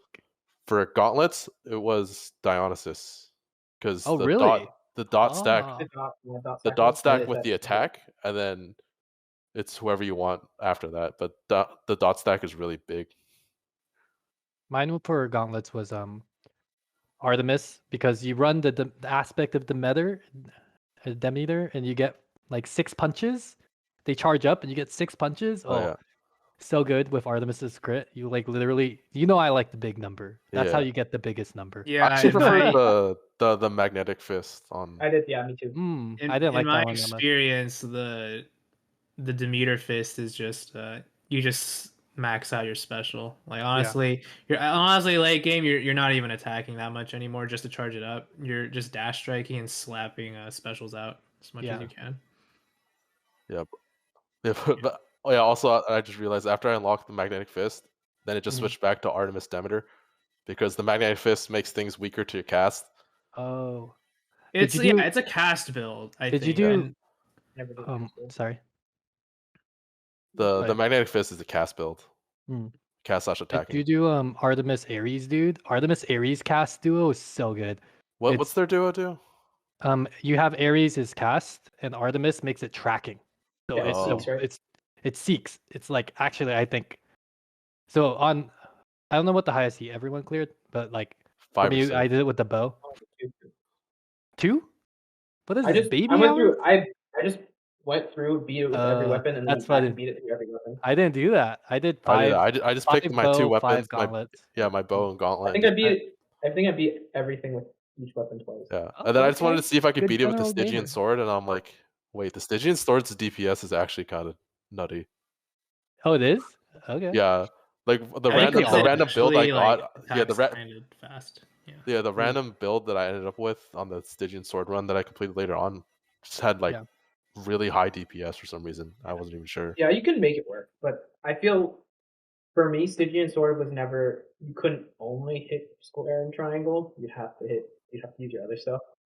Whereas like my shield is just a square and triangle thing, man. I think literally shield is the baby weapon. It is. Oh, shield is a crutch, bro. In my opinion, shield is the most broken. Yeah, shield is pretty busted. I've done a couple runs. I was like, I don't know if I like that. That's how I won the first time. That's just like, okay. Oh, really? Yeah, that's how I won the first time. I remember the first time I hit Hades in like run 15 or something. Yeah, I was using shield. I didn't even know you could block with it. Like, honestly, don't even use the block. No. Then when I wanted to intentionally tried really hard to beat my first run, I used shield again because this is the closest I got, right? Yeah. And I started blocking with it. Dude, that thing blocks everything. Yeah. Like normally you think it's limited, Skelly's right? Tips. No, it literally like blocks everything. You know those green flame waves that you would think? Yeah. That's blocked too. Hades fight? Yeah. It blocks like everything. You'd actually have to like try to lose. Yeah. I think the first time I hit Hades, I think was literally the first time I was trying out the railgun, I think. Oh, really? My first railgun was a complete disaster. Because I was trying the railgun, and then very early on I got the Dallas hammer upgrade that makes the bullets ricochet. Yeah, it makes it so the bullets ricochet like 2 or 3 times. And then I also random into Dionysus and got the dot effect on the attack. So I was literally just clearing rooms with the dot effect. For me, the railgun, maybe I never got enough mastery, but with the weapons I was good at, it didn't really matter what the run was gonna be. Like I can get any items and it was fine. Yeah, no, but when I was doing like the railgun, I was just like, dude, it's so bad. I was like, the shoot is so suck. Actually, you wanted more damage out of it. Dash shooting makes it shoot real fast, which is really funny when you get the Hermes perk, especially if you get like the epic or the epic or rare version bonus dashes. For the first time I got that, I think I got like the epic version, the purple, so it gave me like an extra 3 dashes. Like everything about Zeus's boons were really good with Demeter's fists if you ever try it, because the fists are naturally good with on-hit effects because they have low base damage, right? Yeah. So you want to stack like every flat damage mod on as you can because percentage mods are going to be worse. So the chain lightning is already great. It also fixes up the other issue with it, which is weak AoE. Gives it a little bit of range. And then everything else is like Thunderbolt, extra flat damage on special, and then like double chance of Thunderbolt, and then like apply status condition to make you safer whatever jolt it is, makes them like take damage on attack, right? Yeah. Like everything about it is actually just made for the fist because your melee range, you want those status curses, you want to kill things as fast as possible, you want to keep them like slow and weak, and then you just want to burst out as much damage as you can. So like every boon Zeus gives is actually just made for fist, and the Demeter fists just amp that up I think because Zeus you can take all the special boons, from Zeus. I think Zeus is legit the last Olympian I haven't given nectar to. You haven't Because given it you to should us? try Zeus Demeter No. fists. Okay, Nose. All right, I'm gonna put down my favorite build. It's the Zeus rail because you basically triple the DPS of it because you get one lightning bolt per shot and it does AOE, right? Because it bounces. So you can literally sit there and it just pings around, and then you grab Artemis. Since you're shooting 2 instances of damage every time, you have really high chance to crit just because you're spitting out so much. And then you get support fire. So every time you shoot, support fire. you're hitting like 3-4 times. Support fire is so funny. Yeah. So you just do this and you just shooting out. I think probably the highest DPS that I could think of. That was one of the most fun builds and really easy.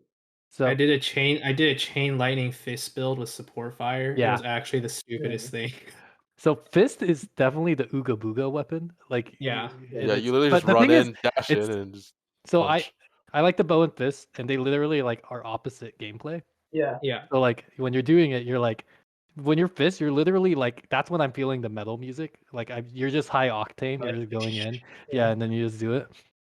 And those things were good. The highest heat I did was 10. The full boss run.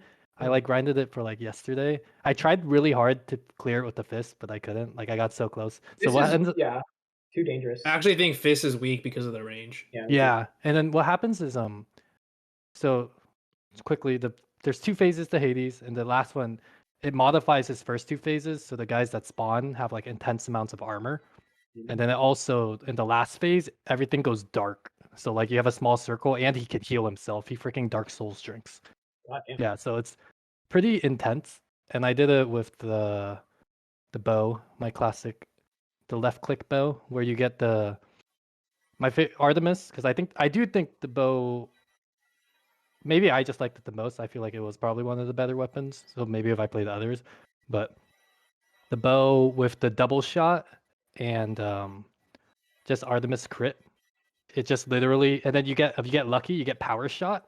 So it gives you 150% damage on the double shot with the decreased range, and that just went to town. You get like crits for like 800 each arrow, and then you keep critting. What I got the Daedalus hammer arcade, where it's also the split arrow, but rather than the split arrow but decreased range, it's the split arrow, but you lose the ability to power shot. Oh. So you hold the button and Zagreus will literally just keep firing. Oh, okay. I got that one run, and it's literally the silliest thing because phase 2 Hades. I don't know if you guys knew this, but for the lasers of phase 2 Hades, you can stand right next to him. Yeah, and it doesn't do damage to you. Yeah, so if you stand right next to him, so which means you can get behind him and literally just face him and just shoot all the arrows and just melts his health. In the in the final one, like in his final phase, they mix you up, dude. So sometimes he does one where it hits right next to him and he's invulnerable.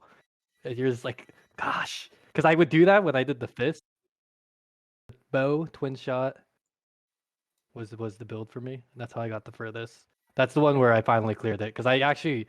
So it's funny because you're playing Hades. I think I played like 50 runs. You play Hades, you get to this zone where you just keep clearing. Yeah. And then what happened? And then you the first time I played it, I actually didn't slowly level up the heat. I just tried doing as hard as I could, but that doesn't really benefit your grind. Yeah, that makes it harder to grind it. Yeah, I just unlocked heat and I still keep it at 0. So yeah. No, I did a couple runs on 0 before. But you have a streak, and then I broke the streak because right at the beginning, I took a hard chaos, which we haven't even talked about yet. yeah. Chaos is an awesome run mechanic. Basically where we all played it, but where you give up health, then you take a curse, and then you get a really strong benefit. Like I think chaos was a run maker when you're playing really hard. Like you needed to have like I feel like most of the time you either focus in on your normal attack or your special for your weapon. It's weird that I feel like you get both. And then with chaos, I felt like I needed the strength to increase like 90% because that's basically like getting a boon for the weapon. And then like, or not 90, but like 60%. You never got like the attack up 60%. I got the attack up by 90s, but they're always like shitter buffs, so it's like 20%. And I was like, I'm just gonna go for like the rarity of. No, they're usually at least 40 to 50%. Yeah. I've got I one. feel like I've always got the resource ones. So No, I remember my run with the railgun. Sorry, Kevin. My run with the railgun. Literally, I think it was a room or two before the Theseus fight. I got the condition. I got the every time you attack. I picked the every time you attack, you get minus 3 HP, but in exchange, I think like you get plus 70% attack. Because I picked it because I assumed I wasn't gonna immediately run into Theseus, and then I immediately ran to Theseus. I was like, God damn it! I have to beat this boss battle using just the grenade and the cast. Yeah, no, the chaos. I had the Ares grenade, the Doom grenade. Yeah. So that thing took forever. The Doom grenade's pretty good though. Yeah. Yeah, but imagine you only have Doom grenade. I think I also have Fested Fog from Dionysus. On Ares though, MVP buff, I think MVP boon besides like Artemis for clearing it for me was the Ares has one where every time you use a Death Defiance, you get like 30% attacks. Literally just take that, and I'm like, when I see that, I just take it so that when I get the Hades, you get good enough where you clear it, you have all your Death Defiance, right? Yeah. And you get the Hades, and I'm like, okay, man, this is the run. Yeah, I'm gonna get hit. Yeah. That last one where I was just getting it, you constantly get there really quickly, and then you're just like, God, Dad, I hate you. Yeah. Like I literally was so mad doing that. Not mad, but like I was like so. No, my first few runs, I was like, all right. Because you don't even care. Like on run 3 or 4, you're already like everyone else breathes, dude. Oh yeah. And then eventually it feels nice because leading up to the plot, like you start beating Hades pretty hard. He notices it. He's like, and then I forgot the frustration I felt because I started playing again when I was already good at the game and had enough. It's a roguelite, so you have enough buffs to help you out. And then you get to Hades, and then you have the extreme measures, and then he starts beating you again and laughing at you. I'm like, God, Dad. you. Wait, what's the extreme measures for Theseus?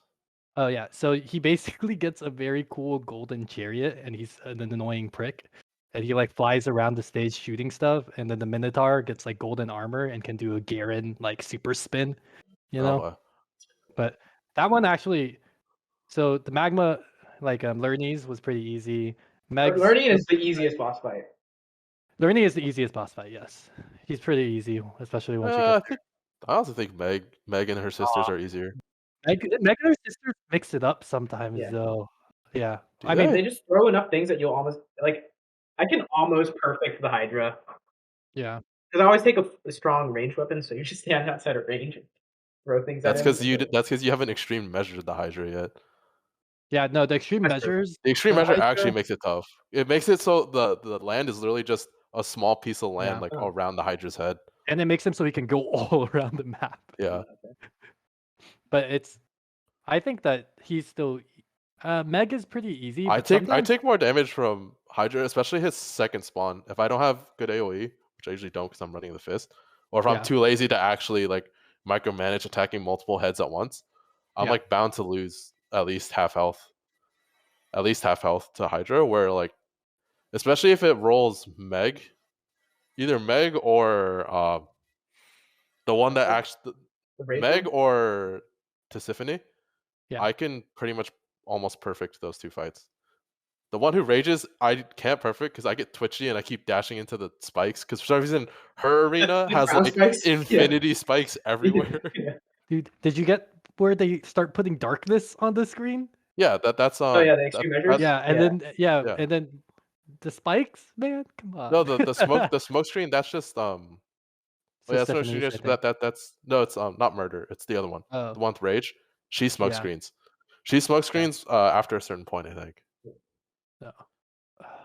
Yeah, I think maybe I'm tainted on it because for Megs I always am running a chaos curse while I'm doing it, so I feel like maybe that is why you're always kind of doing that.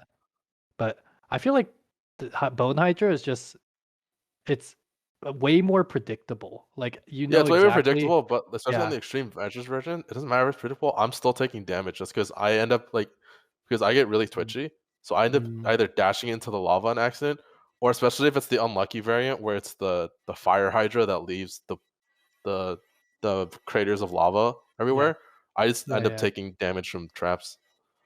Because I think the Megs and stuff, just the homing Hydras positioning are- throws me off. Yeah. Like because she just sometimes it mixes you up. I don't know. Because Or sometimes just her like bullet hell thing, like her bullet hell thing. Like sometimes you just dodge wrong and you get hit a couple times, or you're like right up next to her and she'll like do something. yeah, You just, like, Learning, get it wrong. I'm almost brain dead sometimes. Jeffrey, what about you? Tiebreaker or tie maker?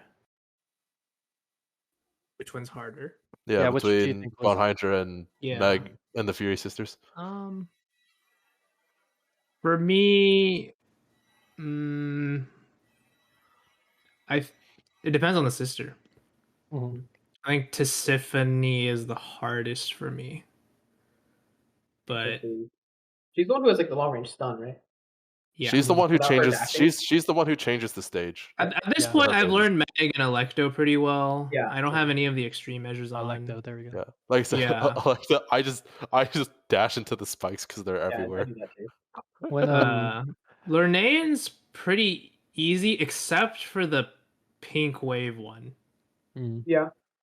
That It's hard one to is the dodge the pink hardest waves one. variant for me. Yeah, Yeah, much better. because you really need deflect. Honestly, if you're Yeah. melee, you really need deflect somewhere. Oh, that's the other thing. I hate run in the mini boss chambers. I hate running into the witches Gorgon? mini boss in Asphodel I hate the without witches mini boss. without a Armor. deflect. Yeah. Or If you have deflect. deflect, it's literally the easiest room. If you don't, Oh, it yeah. is the hardest.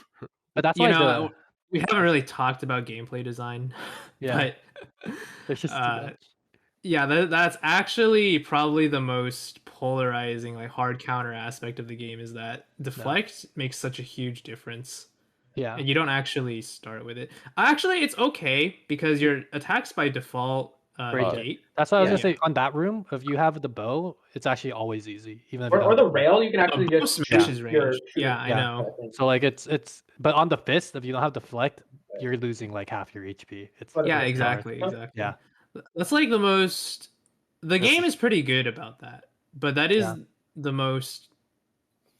So they did try to remedy it again with the negate thing, though. I think it depended on your weapon a lot too, because like even like in Elysium, like those carts, if you didn't have something to deal with them on the fist, it kind of sucks sometimes, dude. The small ones.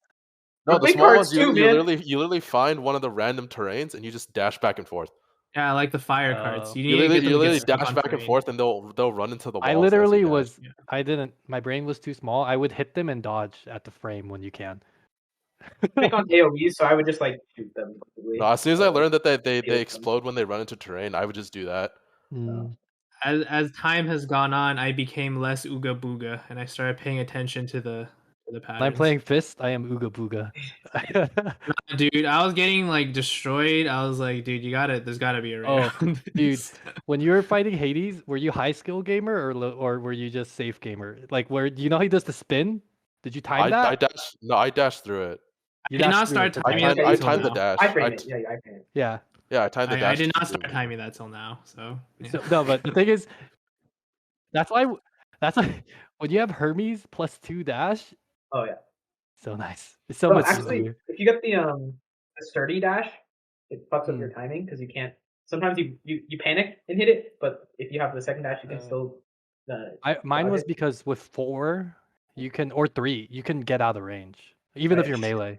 I don't know if you guys know this. Actually, I figured this out really late, but we were really talking about earlier boons. I didn't know. Actually, I do have a favorite boon, but I don't really like any of her other boons. It's Artemis's Divine Dash.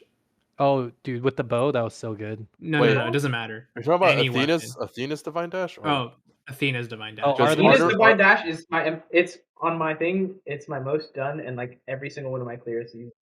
It's actually probably it's really strong because I don't know if you know melee. A lot of things in this game counts projectiles, including melee attacks. Many melee attacks. You can deflect Hades' circle slash, for example. Mm-hmm. Does it do anything? No, it doesn't do anything. I think damage. It negates the damage though. So what I mean is, it gives you more iframes. It is giving your dash more iframes. Which is what Athena does. Yeah, but my point is that you take Divine Dash and then you take additional dashes, and instantly any melee build becomes 50% tankier. Yeah, no, it's S tier for fist and melee weapons for sure. But on the range though, range Athena, it's all about Artemis Dash, dude. Artemis Dash is so good. Artemis' dash just increases dash strike damage, I think. Yeah. So like on the bow, your left click, your attack dash strike, right? Like that scales your damage up another like 60% when you dash and shoot. So big. I'm actually like not a gamer or something, but I like very rarely use the dash strike. I would normally dash and then attack, but it wouldn't be dash, right? But the railgun's dash strike just makes it shoot faster. No, you dash and you and you no. If while you're holding it you dash, just dash while you're holding it, it makes you shoot so much faster. Well, no, you do the triple tap, right? Is the dash tap. Yeah, but the triple tap is faster than just holding the attack button. Yeah, I know, but if you just mix that in, you literally empty a clip so fast. Yeah, I'm just not a gamer though. I just dash and it's just too fast. I don't know. A lot of the weapons too in Hades, they did a good job of. They were all kind of rhythmic. Like most of the weapons were rhythmic because of like just anti-canceling and stuff. Which is also bad. Oh, because I lost my bow rhythm when I started using the fist for a while. Oh no! So I kept so letting go of the bow early. Yeah, the bow attack early. Because the fist rhythm is the attack, dash, strike, attack, dash, strike, attack. That's probably why you like Demeter's fists. Yeah, there's like a rhythm to it, and it's just the small mix-ups too. I never got the hang of it, but the fist had the hammer upgrade where your dash strike is a part of your 3-hit combo. It sucks. No, it's good. It could be good. No, attack. You have to attack so far in before it adds to the combo. Yeah, but it's literally like because it I don't like hanging in one place that long. It buffs dash strike too. So you attack, punch, then you dash, punch again, attack, punch, dash, punch again. It's because that synergizes with the +5 per consecutive. Yeah, but it resets your every time you dash, it resets your attack clip. Like your combo. Like you don't start from punch 3, you start from 1 again. Yeah, you dash. You have to hit number 6 to get the dash punch. No, you hit 1, 2, 3, 4, 5, 6. Dash. No, it's 3, I think, isn't it? Okay, feels like 3, but I in my brain it counted. So I don't like going because I go and then I don't like to finish the whole combo because I don't know. I dash a lot, but that's what I didn't like that hammer upgrade. Yeah, the hammer was also from a gameplay perspective just such a good run mixing upper. Oh, yeah. The prophecies, I appreciate the prophecies and making me try different things. Yeah. Is it more often than not? I'm like, I could pick this with a prophecy, but the other options are just so much better. Like a lot of the ones I left at the end, like I'm looking at it, I think a lot of mine are the aids or the calls that are. I didn't. There's certain calls that are so good. Like for Athena, the last boon that I had left for her was literally her call. Dude, her call is so good with the fist. With the fist, her call, and then you have the +5 consecutive damage per hit. You turn that sucker on, and you just go. Any melee weapon can be improved with Athena's call. It's just safety, right? More iframes. It's long. I actually military. Yeah, it's long too. And the thing is, it's one of those calls where you don't actually. It's probably optimally used in the quarter bursts rather than the full. Yeah, Demeter's call is one of those where it's way more optimal to use it as the mini burst than the full. Yeah, not when you have the +5 damage on consecutive hits with the fist. That's when you just go 9 seconds of wailing, dude. Yeah, I love that one. Yeah, I did have like an accidental call build. Like I didn't mean to, but I ended up getting like the constant refill and like more on doing and taking damage. I wasn't very good about casting. Yeah, I was the call, not the casting. Or calling and casting, yeah. I never ran a cast build. I got a lot better at casting. Yeah, I had to force myself to cast. Actually, this is one of the things I want to talk about for the gameplay. Is I don't really like the cast mechanic that much. Switched it to the recharge one and then didn't. Yeah, the recharge one No, changes it. it's like What there's a recharge lot one? going on with the game, and this is coming from the perspective who's only put in like 22 hours, to be fair. So, obviously this is something that people who play more of the game and got used Yeah. to are going to appreciate a Yeah. lot more. Because I 'Cause it mastered it adds more depth. later. for Yeah, sure. it adds depth. It's another lever you can tune when you're playing and when you're making the game. It's another lever to give complexity for players to play with, and they obviously more veteran players will enjoy more depth. But for me, it was a lot at once because you have basic, you have well, this isn't as true for the sword, but like for example, the spear, right? You had basic, you had special, you had cast, and you had call. Yeah. Personally, so I understand why they put cast in. It's good to also have a limited resource mechanic, and it's somewhat limited. It fulfills 2 roles. Or I guess you can even say it fulfills 3 roles. It gives you a ranged option, right? If you're melee, and this is important in a game where you can hit stun anyone with red health, right? So you that can was a good interrupt them mechanic doing. too. I like Yeah, that you one. can interrupt. This is like it's important to have a ranged option for melee because they can hit stun really important targets from far away, right? If they need to stop them from casting something like the wave guys, the pink wave spawners in Asphodel. Also, fuck Scaly's brothers. Yeah, and the other 2 things for it are it's limited resource, so that's an interesting sort of decision thing to play with. Everything when you're fighting, I'm excluding calls from this for now. Is unlimited. Like attacks, there's no cost to it, right? You just keep attacking. Specials, you can just keep using specials, and other sorts of things like the spear spin attack, for example, charge attacks. You can just keep using those. Limiteds are always interesting. Like in Isaac, you have items that get recharged between rooms. And the third thing is it sort of fulfills there's like a sort of magic fantasy element to it. You can play a magic build, right, with it. Yeah. It's not just physical. The caster build. Yeah, Yeah. exactly. I But did a couple of those with the bow, and like on that, they did do that with every weapon, right? Like a lot of the weapons had like a caster version. yeah, and yeah. stuff like that. Like I said, it was another lever to tune with, and another lever for players to express their creativity with, which is, in theory, great. I would have, for me so far, I think I would have preferred it if they made calling an inherent part of the gameplay and just removed cast. Because if you think about it, calling has that same limited resource feel to it. Because casting isn't really limited, right? Because you can just recharge at the end of the room. And the calling is actually a really, really similar mechanic where you have to build it up and it resets between rooms. And I actually was surprised when they told me about calls because I sort of figured casting would fill that role of limited resource expenditure. And then they introduced calls, and calls felt way more thematic. Calls felt way more interesting as well because you also have the quarter bar system and the full bar system on top of the limited resource. It modulates how you use it, right? And it feels really, really thematic to the game if you could just have a call, like a devotion to a god, right? Yeah. It surprised me a little bit because you have 2 limited almost like competing like between your actions, limited Not resources really that fulfill though. somewhat similar design spaces. I think the combat was complex enough and could have been tighter. Yeah. I wonder why they added it. I think it's Oh. good personally, because like what you said, as you keep playing it, like Yeah. call you start or It's an casting. optimization thing. Yeah, you Optimize start it. appreciating having that to continue playing. Like eventually, you're just so good at autos that it becomes mindless, and you kind of appreciate how the call or the cast system. I really like how it embeds in things, so it kind of encourages a hyper aggression, which is like what Hades. Oh yeah, I forgot to mention that earlier. That's one of the points for the cast too, which is Yeah. that it's like synergizes. it's almost like Bloodborne's, or it's the same idea behind Bloodborne's rally mechanic where you want to attack because you get rewarded for it, and there's even boons that interact with that, of course. I think What the was only the, polarizing. Oh, sorry. What was the Zeus?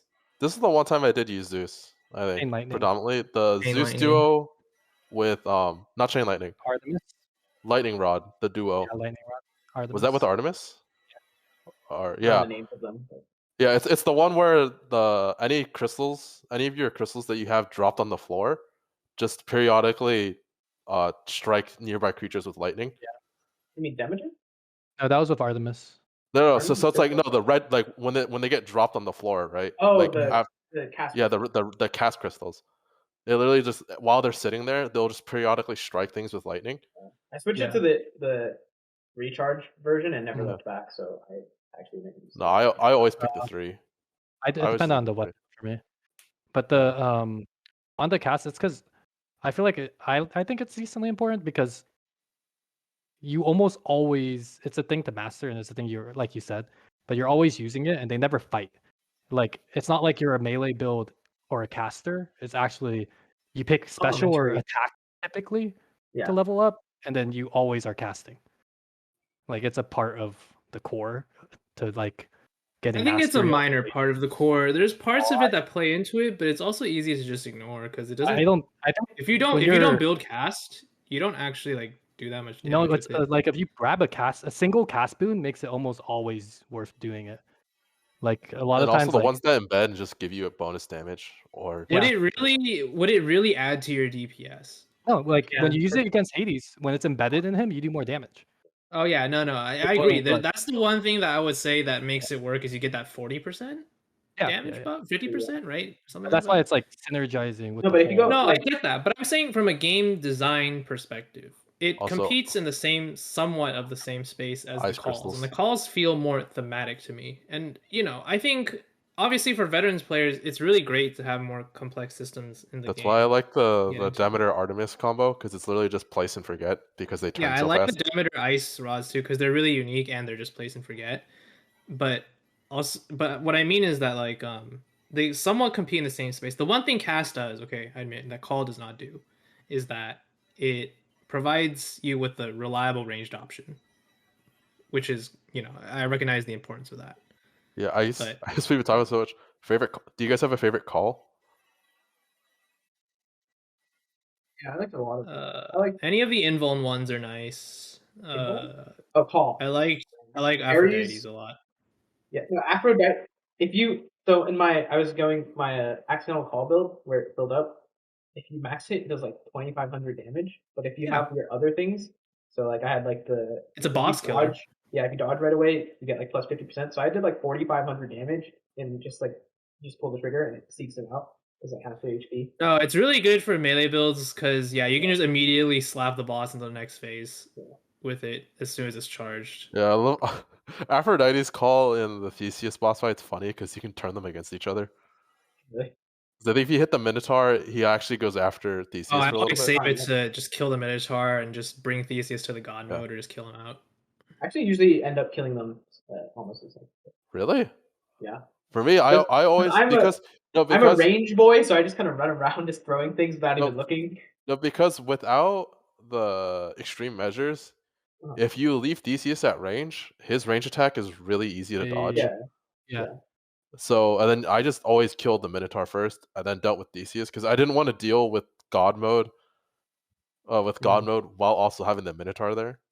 No, if you kill the Minotaur first, nothing changes or rather, if you kill Theseus first, I think something changes with the Minotaur. That makes They both have half HP changes, and they're completely associated from each other. They're separate. Yeah. No, I'm saying it's like a. Are you sure they don't change based on who dies first? No, they both have 2 phases. Yeah, they don't care about each other. I've killed one. I have left at 2/3 and killed one. I'm sure this is intentional too, from a design perspective, thematically. Like you're supposed to probably kill the Minotaur first because Theseus God mode's like way more annoying to deal with than Minotaur. Well, Minotaur charge is kind of annoying though. Sometimes I try and lead him into the pillar, and that hits me. And that's what's interesting about the measures, the extreme measures. Yeah. Because like Theseus becomes way more annoying when he's in his cart, and then he enters God mode when you break his cart. So like it adds another kind of layer to that. Like, do you want to go for the Minotaur? Can you avoid? He basically has the gun or the rail. Yeah. And he basically just shoots a bunch and then like throws a bunch of bombs and then like runs around and is a menace. So you're like, you want to here. Yeah. I guess speaking of calls, I loved Sorry, I love that in the Hades fight, if you use the calls against Hades, he actually makes a comment about which call you're using. Okay. Like I've used Artemis's call a bunch of time. He's like he always says like that blasted huntress or whatever. Or if you use one of his brother's calls, he's like, of course they would So- interfere. Eventually, you get when you're really closely bonded with certain characters, you get to call them. So you can call Meg and to help you fight. Yeah. It's like once per something or something. Once But per encounter, and then Yeah. a month per state. Yeah. So the dialogue when you try to call her in to fight like her sisters or herself is pretty funny. Yeah, And like, then, what like- do you think was gonna happen? And then the dialogue, or there's no dialogue when you try. I literally was like, I'm saving this for Hades. Oh yeah, me And I too. get to Hades, and then Hades, she's like, no, doesn't not work. working. Yeah. She's not gonna go fight her boss. Like, what do you think I am? Like, no. Yeah, saved but the there's whole time. all little things like that. Yeah, but the on Theseus and the Minotaur, like my marker for when I was like, oh, I pretty mastered this game was like I was like just clearing it so much, and then I was like, this time I'm gonna kill Theseus first. Yeah. That's what I was like. Okay, I was like, I wonder what happens if I kill Theseus first, because I Yeah. always kill the Minotaur first, and then like nothing. Actually, the first time I cleared it, I thought killing Theseus was easier. And Really? it actually was really easy, that build. I don't remember what I went that time. I think it was spear. If you're Oh, it was an fast enough in explosive the- spear. Yeah. And I actually just ran down Theseus really hard. But then after that, I tried it a couple more times. I was like, wow, this is way harder. What the heck? Theirs is actually pretty similar to Learny. Like once you learn it, it's actually Yeah. like Yeah, Pretty- it gets a lot easier. It used to be once you- super hard, but now I'll almost never drop a Yeah. death or anything. Yeah. I still remember my sword run recently where I lost all of my Death's Defiances going up to Elysium somehow. I think it's because I was no. getting really. I was trying to get the speedrun of it. I was trying to see what that was like. Oh, that's my second favorite Heat Pact, the speedrunner one, Oh, I have the to- hard deadline or something. Oh, Tight yeah. deadline. Yeah, I yeah, actually yeah. really like that one because it encourages you to play like a speedrunner almost. Like, Yeah, I was trying to get the speedrunner build of the Ares Athena. So I think I was just messing around. I had like really bad boons. So I lost all my Death's Defiances, and I was like, I wonder if I'll run into the exclamation point of Elysium, and I did. I'm like, oh, dude, instantly run, all three of them back. run to saver. On the saber, yeah. But did you notice when you fight the Minotaur early, he has less health? But yeah, I Yeah. really like that. I think, But he dude, I does- already fought you. Yeah, he starts like 2/3. When you fight him as a mini boss, Yeah. he has less health when you fight him. You in can the- tell. I already knew this because I use Aphrodite's call on him all the time. And it just does less on the bar. Oh, Yeah, he goes to the half. I didn't notice. I just assumed. yeah. No, You he get like some starts reward. like the health bar is like it's empty. Oh, I just don't look at the health bars. Yeah, I mean at a certain point you stop because you're just like loaded in. I was like an Ares Athena boy for the calls. I think I like the Ares and I was Athena. Ares, I like Poseidon actually. Poseidon's called the Dionysus first one I you like get. too. Yeah, Dionysus. Ares because is like Poseidon's. So yeah, I like him. Dionysus is fucking nutty It's pretty because nutty, yeah, does a lot of damage. because it does like 45 hangover damage, Yeah. which stacks 5 times. Yeah, and then sometimes you get because also on the casting and stuff, because a lot of times you finish getting perks for your weapons too. Like around like after a certain amount of boons, you start needing to grab boons for other things. Yeah. Like it just kind of levels out. Like Hermes. Yeah, like you run out of Really? well, even like on the gods, like you just run out of attack augmenting boons. You might No, but I mean, I'd rather take I focus either attack, cast, or special. I choose one, and then I will add on utility to support that. I might get like a cast augment that knocks back, for example, if I'm like the bow. Yeah. But I won't like hard focus I would cast go after for that, it. you know? Yeah. I think that's what you I typically I pick between attack or special on my weapon, and then from there I go, okay, cast or cast. I or think call. I think to be clear, I think the cast system is well supported in the game. I'm just not the hugest fan of it because I feel like they kind of step on some toes with the calls, and the calls are more epic, you know, and they feel don't more think- in I don't flavor think of they the step on the games. toes. Yeah, I don't really think they step on toes because the calls are so much slower. Grander. Yeah, and like you just No, you but I'm use them saying on like multiple why times. have the cast? You know what I mean? Like I think for a tighter gameplay experience to keep it simpler, it would have been nice. Again, I recognize that as with any game, the more complex it is, the more veterans can appreciate it. But like from an elegance It's standpoint, unnecessary complex. I don't think it's like a clunky mechanic. Like I would agree with you more if like casting in itself was clunky. I think Jeff's saying like it's not clunky. It's just yeah. weird. I mean, it's complicated, but like I think it's valued because it's also like, not to say this is right, but like I cleared my first like 3 runs of Hades without touching cast, right? Like you can just do it typically. yeah, that's You what I mean barely though. But that's what I mean by like if you can ignore the mechanic, that's not actually like a good thing. You know that when you right? get to Like, the higher heat, you can't ignore cast. Like I don't think you can clear it without oh casting. yeah.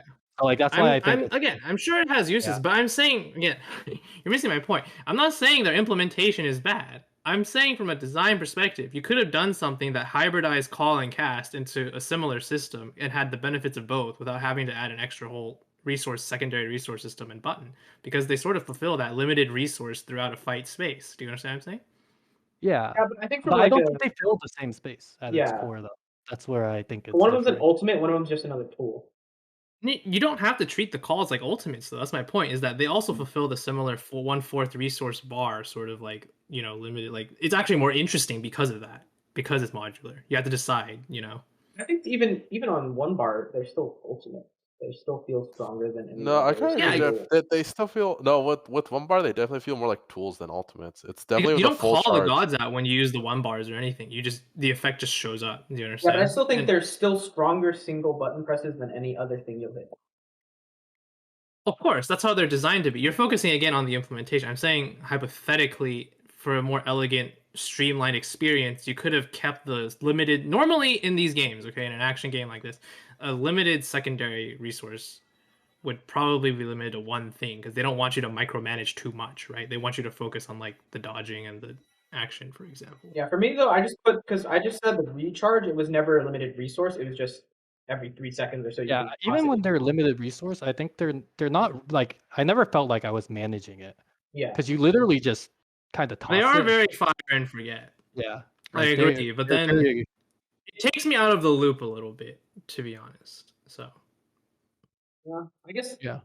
Just you can incorporate. I don't find myself like firing and forgetting. Oh, kind of, but at the same time, it's like then you have to manage. I'll throw it out because I think of the damage buff for sure, but I don't feel like it's I'm not enthusiastic to use cast. Do you understand what I'm saying? Like it is a thing that exists, unless I am making a cast build. I think it covers the holes in your stuff sometimes. Like sometimes I'll take like the Athena cast because I know that's the only deflect I have. But now when something's coming at me, I'll just send it. Yeah. I need so much. They did a great implementation of it. It's another lever you can play with, but I still think there exists some sort of like. I feel of all the 5 ways to get deflect from Athena, the cast version is like the worst. Oh yeah, that's also the one I take the least. Didn't like attack because you have to get it. It's too hard to time, but. It's limited. The one thing you don't want to be limited is your hard defensive measure. You don't want that. Yeah. The dash is obviously the best, and then depending on what weapon, like for Stygian sword, having deflect on the special is hilarious. Yeah, I think that having deflect on the sword in general is great because it's so wide. Once I think I started with that, where I was like the dash one is the best one, but then you start realizing like you don't need deflect that often. So like no, I think that's because you're getting better. Yeah, but then I also like out of all the casts, that's also one of my least favorite casts. It's so boomy. It's like it's big void. And actually, there's the duo with I think Zeus where it'll start bouncing. Oh really? I never got that. And it's like 400 damage. Yeah. There is. I've seen it. Castios. I recently picked up the Dionysus Demeter Castio, and it makes it so where instead of actually lobbing an orb for Dionysus' festive globe, it just spawns where you put the target, and also chills in the area, which is like really good. I don't know. The Dionysus Ares I think was one of the best because it lowers. Dionysus Ares lowers the tick rate. Yeah. Picking that up is like, oh my god. So I had like I think the first time I won the game was Dionysus Shield. So you just toss the shield and just apply like 5 hangovers to everyone and just like run around laughing. And then you get the bonus effects of like if you hang over the entire room, you get like bonus damage or whatever. Yeah. Because you don't even have to aim with the shield, because you just toss it at the wall and it'll bounce and hit anyone. That was the new weapon. But For the keepsakes, did you guys just pick like what keepsakes did you guys end up picking? It depended what I wanted. Like when I was doing my 10 heat run, I just did Artemis all the way through, and then you switch to Lucky Tooth. Lucky Tooth, of course. That's the Skellies. Skellies, which gives you an extra death. I don't have Skellies. How do you get Skellies? Bro, you just gift them. You just gift them a nectar. You sleeping on my boy Skelly? Yeah, you can gift Skelly nectar, and he tells you about. Once you talk to him and you give them nectar, the next time you talk to him, he tells you about how you shouldn't be giving people more than one nectar unless you're the kind of person who likes conversations, because they'll stop giving you stuff. Wait, what does Skull Earring do, or Skull Earring? It gives you an extra Death Defiance. Gives you the extra Death Defiance. That's fuck. Yeah, it revives you. Instead of half your HP, it's a set HP. It's a set. It's 100 at max level, but it's really good. Yeah, I would pick that's whoever. Fucking good. Yeah, I've been using that one. Yeah, I would usually pick whichever god I want to run with. You guys don't switch? No, I switch it up. No, I usually switch. I start switching like halfway through. Like if I want, I usually start with Artemis, but then if I go through like 2 regions with Artemis, I'm like, okay, I have all the Artemis stuff, but now I want to pick up like either like Dionysus or whoever next that I pick. It resets every time you leave a region. Because I would just switch to my god. No, you can change it, or you can keep it. So if you keep it, it'll bring him back. It's bringing it in. No, if you keep it, no, because the other effect is that every time you meet them, it increases rarity. Yeah, it increases the rarity, which is really good. I was just always like try and plan it. So I was like, okay, like I theory crafted my rail build, and I was like, oh shit, Zeus might be cool. So then I bring the Zeus one, and then I was like, oh, I want something else. Except now that I've gotten Persephone back home, I just carry the Palm Blossom. Oh yeah. On the slight other one that's really good too is or not on to slight tangent.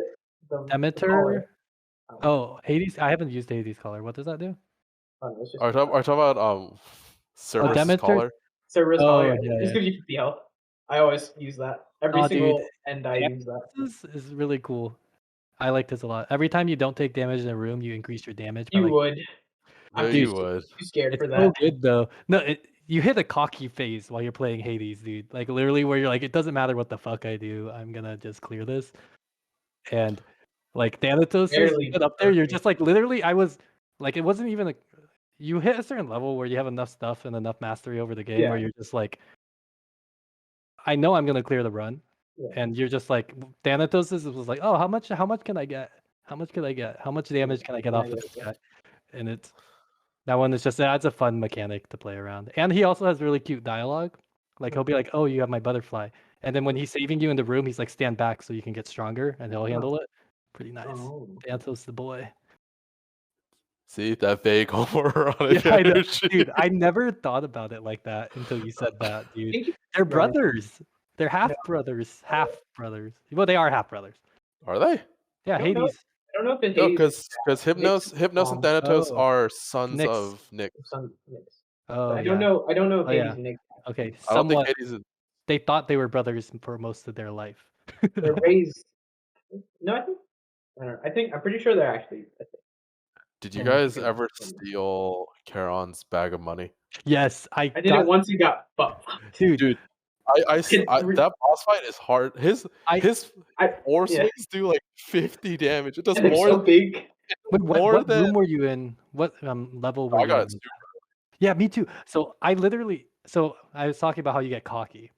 I was getting cocky, and I was like, okay, 6 heat run, let's go. And I was like, and then he ruined my streak because I had taken you move like 60% slower from chaos. And then like.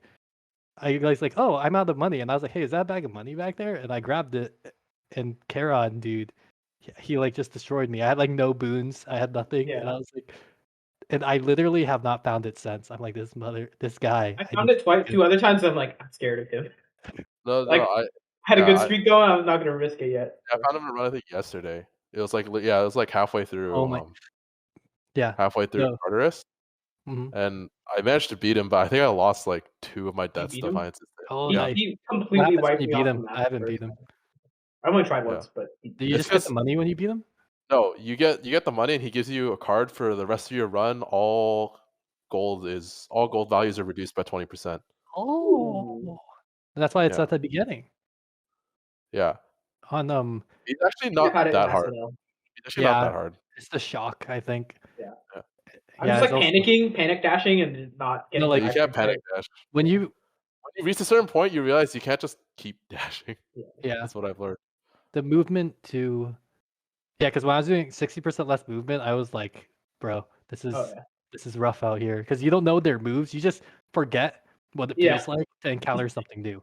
Yeah. Like, so you're just like, oh yeah. Oh, then on the Charon Run Killer, dude, the first time you see the tiny vermin, Oh, I love Zach's like, He was in a run look killer at you, for you me. little guy. Yeah. really, he didn't. For me, he took enough deaths to find where it was a run killer. Like, I had my most OP build of my. oh yeah, guy, I had him when I was doing like this bow build, and I couldn't hit him. Like he was too small, and then like he would dash, or even like sometimes you just had a hard time seeing him. Actually, no, he did take like 200 health off me. Yeah, he's a lot. As much as I love armor as a mechanic, holy moly, armored units are so annoying. Yeah, armored is a really good mechanic. I hate it. I mean, I like love it. I love it as a mechanic, like understanding it's a mechanic, but I hate actually interacting with it so much. Yeah, Elysium. I know you guys kind of mentioned that how you hated Elysium too, dude. The first time I went into the butterfly room where they just infinitely spawn, I got whooped because I didn't realize they were just gonna keep spawning. Yeah, that one can be a run killer for sure. Yeah. Just trying to chase the eyes while trying to deep the stupid butterfly. It's a really good room, though. I like that room a lot. Yeah. You hate it. I learned you just focus the butterfly thing and just deal with whatever spawns. Oh no, I never did that. Yeah, I would always just go straight for the butterfly thing and then just deal with like the 3 or 4 that spawned. What killed a couple of my early runs was the Super Gorgon in Asphodel. Oh really? The big combo, Gorgon, right? Yeah, and then the Stomper. Yeah. Like, I was like bad at dodging the things, and they freeze you and crush you with like 30 damage. You just have to run in a circle. Yeah, I got better at it eventually, but I think maybe it's harder if you're running a melee too. Yeah. Because when you get closer, you need to use more dash strikes for fights like that. Mm-hmm. The fist. I love the fist because it teaches you the Zen. You just can't always ooga booga. No, you just oonga boonga harder. Ooga booga. I think that can also apply to the sword. Oh, I'm sure most of the melee weapons, but it's just because the fist, for the primal state of the fist, is your brain is off and you're spamming left click. Like I know you don't have to click it; you could just hold it. But no, you spam. No, I just spam the button. On the side of controllers, because I think Terry told me to do this. I played Hades initially with a controller, and Terry was like, "You should try something else." Yeah. Keyboard and mouse is way easier. Really? Easier? Yeah, I thought it was way easier because the bow is way easier. Maybe, but the bow is way easier on keyboard and mouse. On the fist, I didn't really care, but it was just specifically ranged weapons. I felt like were way easier on keyboard and mouse. Aiming's always easier on M&K, man. Well, that's why they have aim assist. Actually, the aim assist is insane in this game. Yeah, the aim assist is insane. Yeah. When you hit the rail, you just yeah, I had like a hybrid system because I didn't play entirely on controller because I played on fight stick. You played on a fight stick? Yeah, I have a fight stick that has 2 analog sticks that I'm just trying to use my actual controller because like using actual controllers hurts my fingers. Like it makes my wrist do the hurt after like 20 minutes.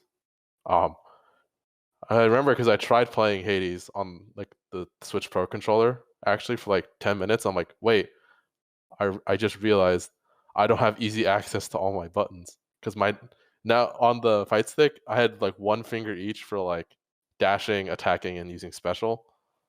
But on the controller, because it's all face buttons, that means I only have my thumb to do all 3 of those actions. Yeah. Oh yeah. Yeah, square triangle. So you like the fight stick more?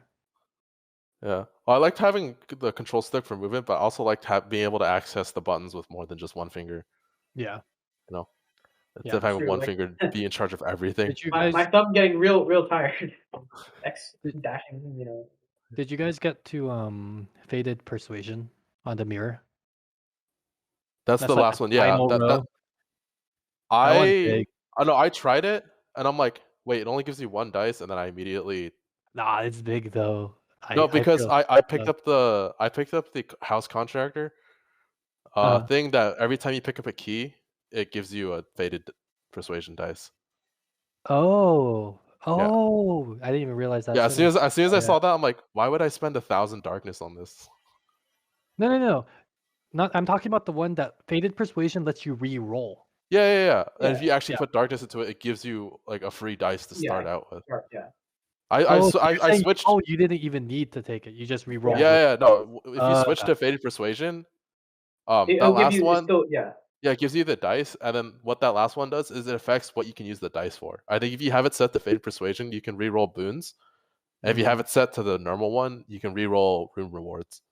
I was on a for rooms. Okay, this is a slight tangent, but we'll go to it. Priorities for me was towards the end game. It's health above all. I learned that real quick when I accidentally reached Hades one run with only 1 health pickup. Yeah, I had like 125 health. Health above all. Daedalus hammers. Okay, Daedalus hammers above all, obviously. Yes, Daedalus hammers, health, then boons. Daedalus hammers are, I don't know. I feel like they know they're big too. They only give you like 2, and they only give it to you. Sometimes I read there's a mechanic that actually you're guaranteed to get 2. No, you aren't, bro. No, I got 1. No. I mean, you will get one in Elysium, and you get one in either like Asphodel or. No, you're guaranteed Tartarus. 1. I think I've been robbed. You can skip one in Tartarus, for example, and then you go to Asphodel later. It will still be there. You can like skip them. It tries to give you 2. Is my point. Maybe I skipped it on accident. I think all that only applies once you max the mirror. That gives you higher rate of that, because I definitely have gotten like none. Oh yeah, speaking of mirrors, the one that makes legendary stuff and duos appear more often. Oh yeah. Jeff, in my most recent run that I'm like halfway through right now, guess what appeared? A legendary Poseidon boon that makes fishing spots 20% more likely to appear. Wait. You that isn't fixed for you guys? I got that at the beginning of a run. Oh, it's random. It's No. Poseidon showed up with unique dialogue saying, "I see you've acquired my rod of fishing," and he gave me the legendary boon from the start. Oh, that's what he gave me. Did he? Yeah, I don't know if I got that. I got that on my very last run. That must be armed. No, I guess that must be set to happen at some point. No, I think it's probably set to happen after Poseidon notices you have the rod of fishing. Because at some point, if you keep picking up Poseidon boons, he'll comment on the fact that you have the rod of fishing. Yeah. He's like, you're actually able to pick up fish from those waters. Interesting. Sleeper Demeter perk is the harvest one, where it like reverts your thing to common and then levels it up through the rooms. Only got it once, but it's cool. I got it in my good run. I got it when I only had the Artemis attack. It was a gray one, but it upgraded the Artemis attack, and I got that to heroic like quickly. And I was like, I was like tasting it. I was like, this is the run. But I re-rolled for it. That's why re-rolling is like big, I think.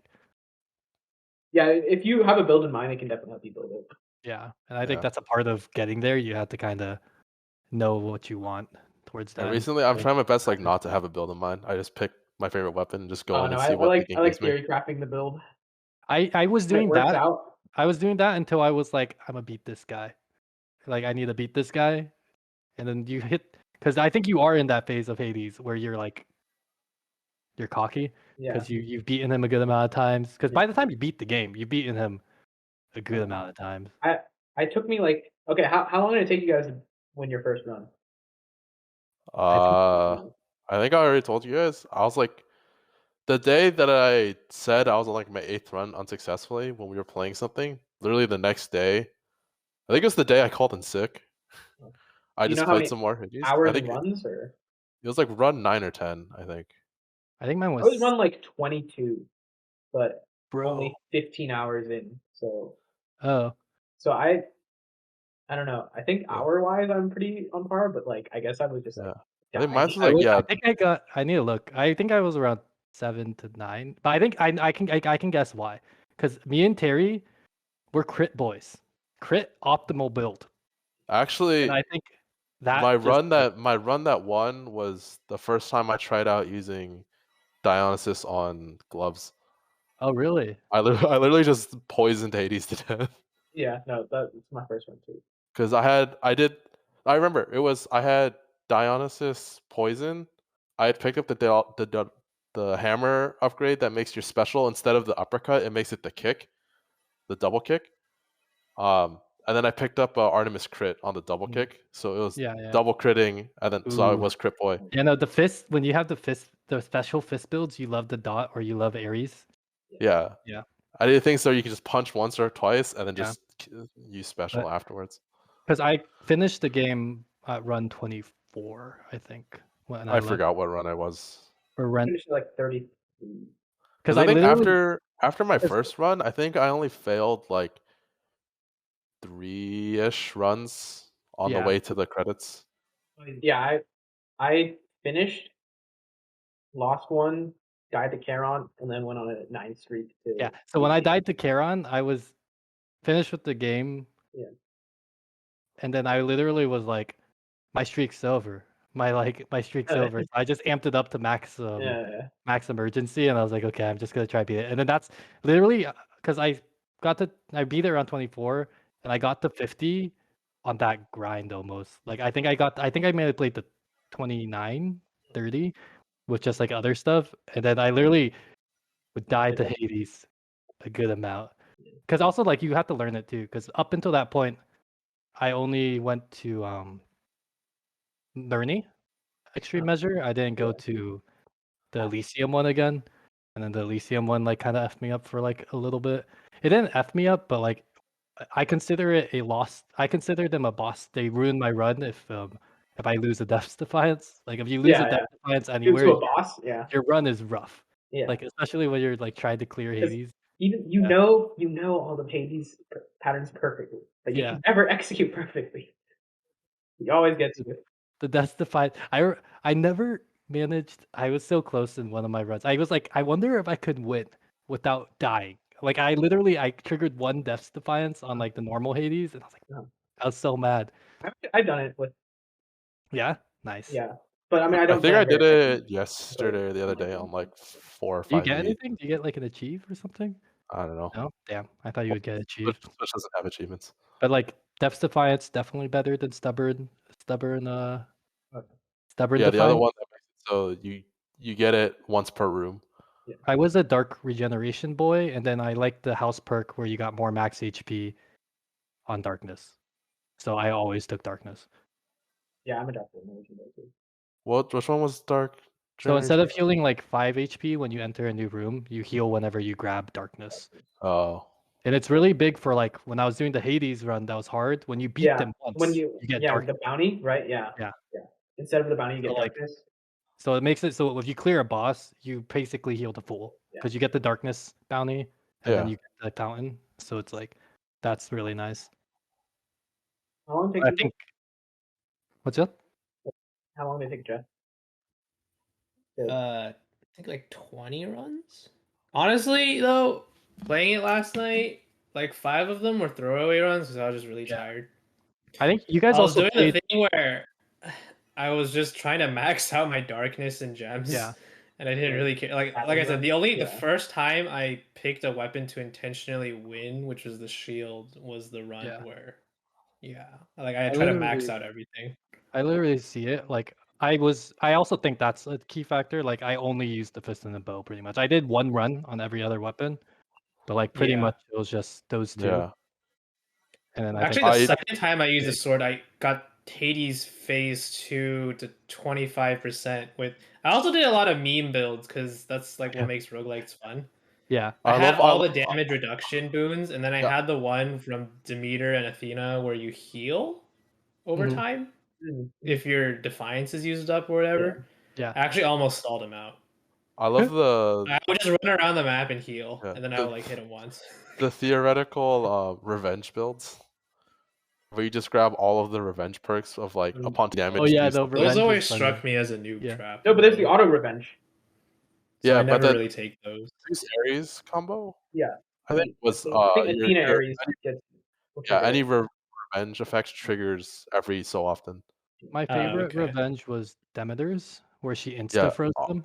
That one Insta-froze. I thought was really good.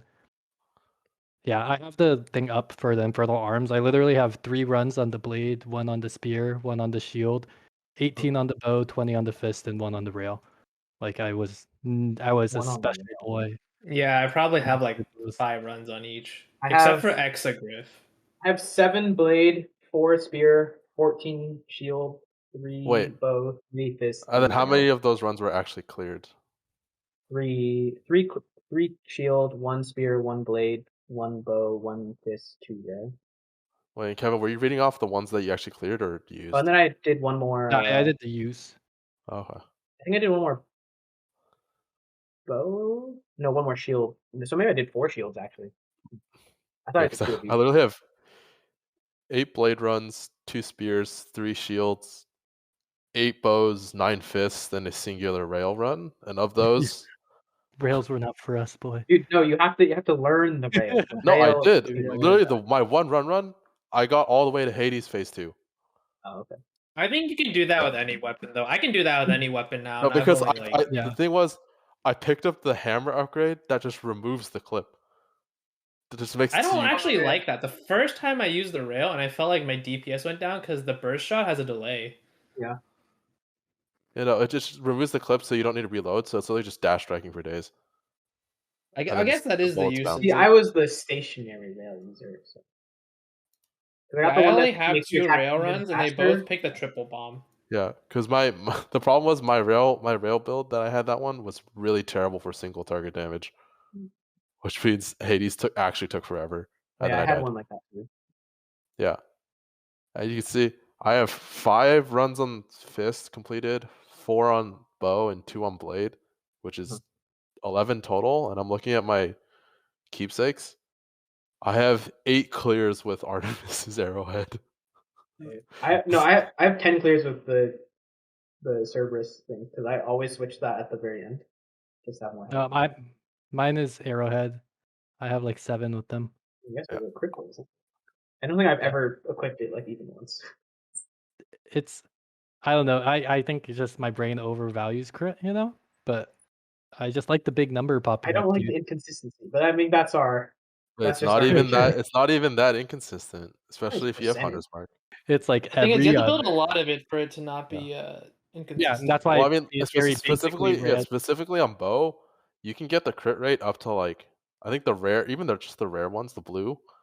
Yeah. With just the blue and the base 15%, you can get your crit rate like naturally up to like 40-50%, which is consistent With the enough. bow, the bow is the only one Yeah. where I would feel comfortable with it. Oh, I like. I mean, I do take whatever it's called, Deadly Strikes. I think it's like Something like that. I take I do it, take it, but yeah. but there are ones I'd rather prefer. Like Aphrodite's is really good because it's a percent. Dude, you need to do the aspect of Demeter special with the crit. It's the most like You literally. I have it. I just need more You mean blood. her call? Her... No, with the fist when you have With the fist, +5 strikes and you. How have do you the, unlock the third aspect? Yeah, I actually I don't know how to get the last one. The 4th aspect, you mean? The 4th aspect, yeah. Yeah, I haven't gotten there, so there is a lot of Hades left. Yeah. Speaking of a lot of Hades So left. yeah, with that, there's a lot of Hades left, and we'll be playing more Hades, I'm sure. Anyone have anything last to any closing remarks? Good segue. Game good, Cerberus best boy. Cerberus is best boy. That's game of the year. I see it now. I didn't know if I was gonna rate it that highly, but even like my very first one, I was like, damn, this game. You gonna go play the other super giants? Oh, maybe. They're pretty good. Pyre, Transistor. I think Pyre's like the ugly stepchild, but Pyre pretty good still. I like Pyre a lot. Like Hades is okay, sorry. Tangent, but Hades, you can see how Pyre, Transistor, and Low Bastion, like they all kind of meshed into it. Yeah. Pyre's that like arena thing where you like ascend the people. Yeah, you can construct a team and the cast and like the tons of characters in the world. Yeah. Like you see it. Okay. Should we roll? Are we gonna roll? We gotta choose our next game. I have it set up. Do you have screen capture software set up for it? I'm gonna just put it in post. Okay. I'll We'll just keep roll and us. tell you. Do you want to see it? But Do you yeah, want me- read us the options first. Okay. Return to Obra Dinn, Disco Elysium, Valhalla, Wasteland 3, BPM, Yakuza, Endless Legends, Yakuza 0, Okami HD, Assassin's Creed 4, Avorion, Jurassic World Evolution, and Jedi Fallen Order. To kind of explain it, everyone kind of put in 3 games, and we rolled, and we got Hades the first time. A great first game, I would say, and we're about to roll again. And it is drumroll. No. No. Yeah, that's messed up. Avorion. Is that Mitchell? Ooh, okay. Okay, I have no idea what that game is. It's sandbox, so there doesn't have to be like a hard hour limit, but we should play. Isn't it? Wait, isn't it with the sandbox? There should definitely be a hard hour limit. No, you can play as much You as can you play as want. much as you want, but just don't play too little. Just, Yeah, like, yeah. There's a minimum, not a limit. Do you want to give us a quick like thingamajig Yeah, of what it is beyond the sure. sandbox? I mean, obviously I haven't played it, but it's kind of like Minecraft in space. You can build your own ship and you fly around, and you can build like a trading empire or a fleet. God, you would. Honestly, it might be super hard because I think designing a ship is very finicky and very high like skill cap. But Mm. it should So be fun. is this like more RTS or more like 4X? It's It actually doesn't sound like it's either. You Minecraft. described it as Minecraft. Yeah, it sounds like No Man's Sky. Sounds like space yeah, engineers more or like No something. Man's Yeah. Sky, but there's no ground. It's all ship. Okay. Okay. I Cool. think it's multiplayer. If you guys want to actually play together too. We don't do that. We never do that. Yeah. Maybe we should pair up. We'll figure it out. Yeah, we can. So we set can still schedule. keep the thoughts, but yeah. Yeah. Okay. Cool. Well, thanks everybody for episode 1. Hope you enjoyed it. We'll see you guys next month. Cool. I will stop recording now. Yep. Okay, boys, that's gonna be a hot mess. Yeah, Yes. I don't think it was that bad.